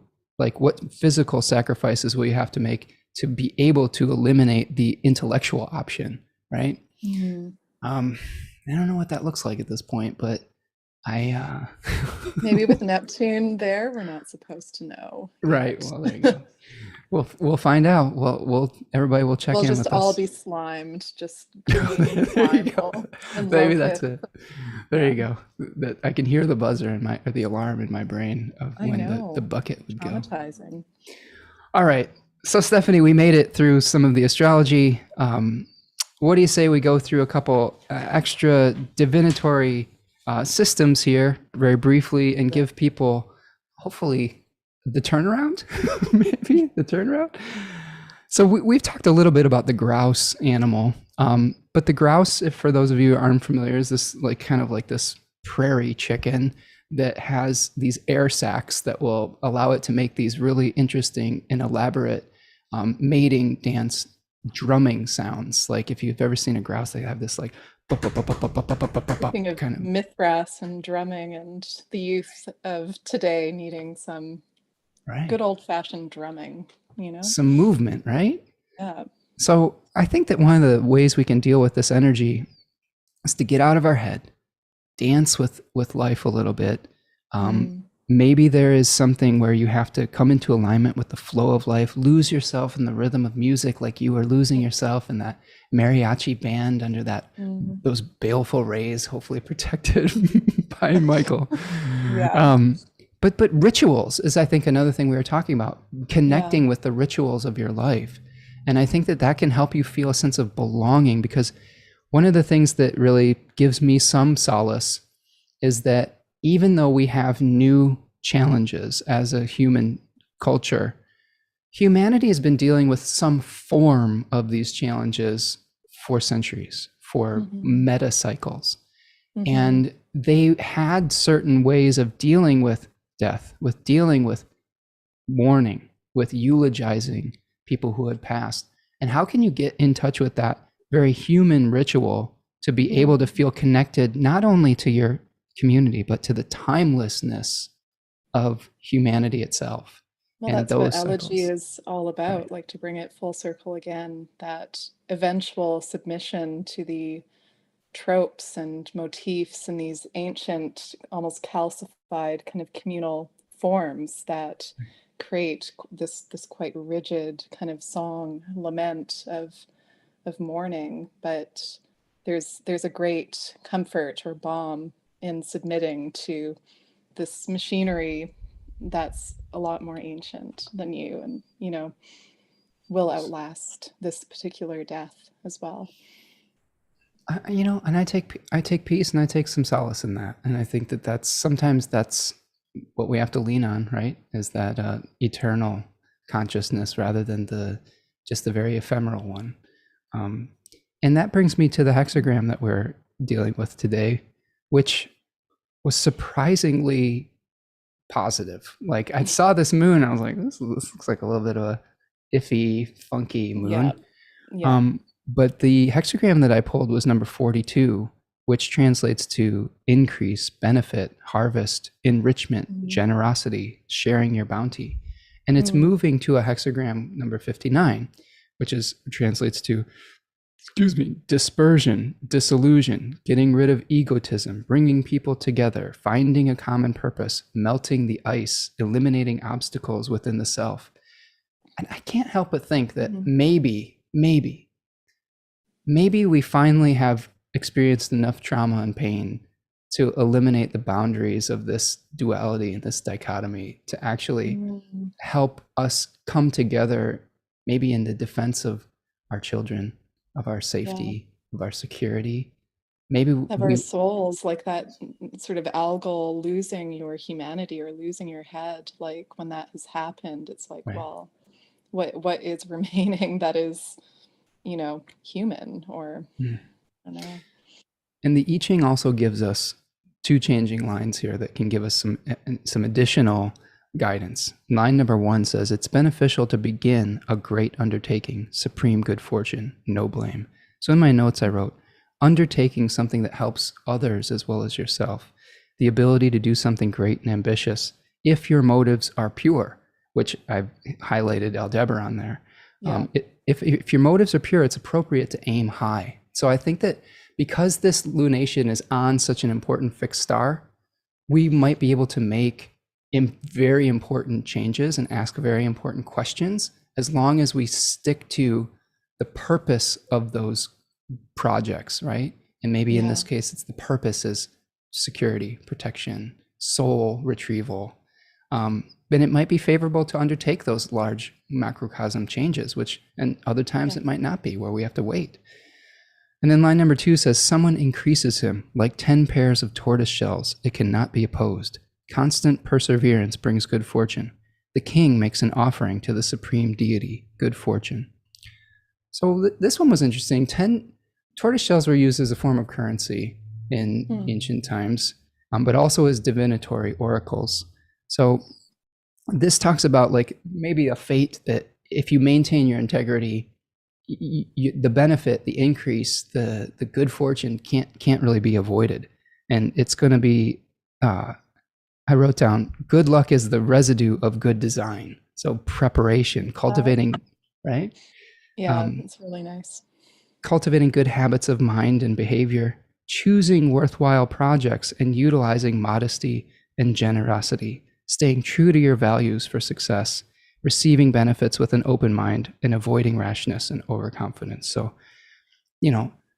that also fits in with Aldebaran. Says if you want to be able to do something great, motives have to be pure, have the right habits, be prepared. It's not just going to happen overnight. You have to show up, right?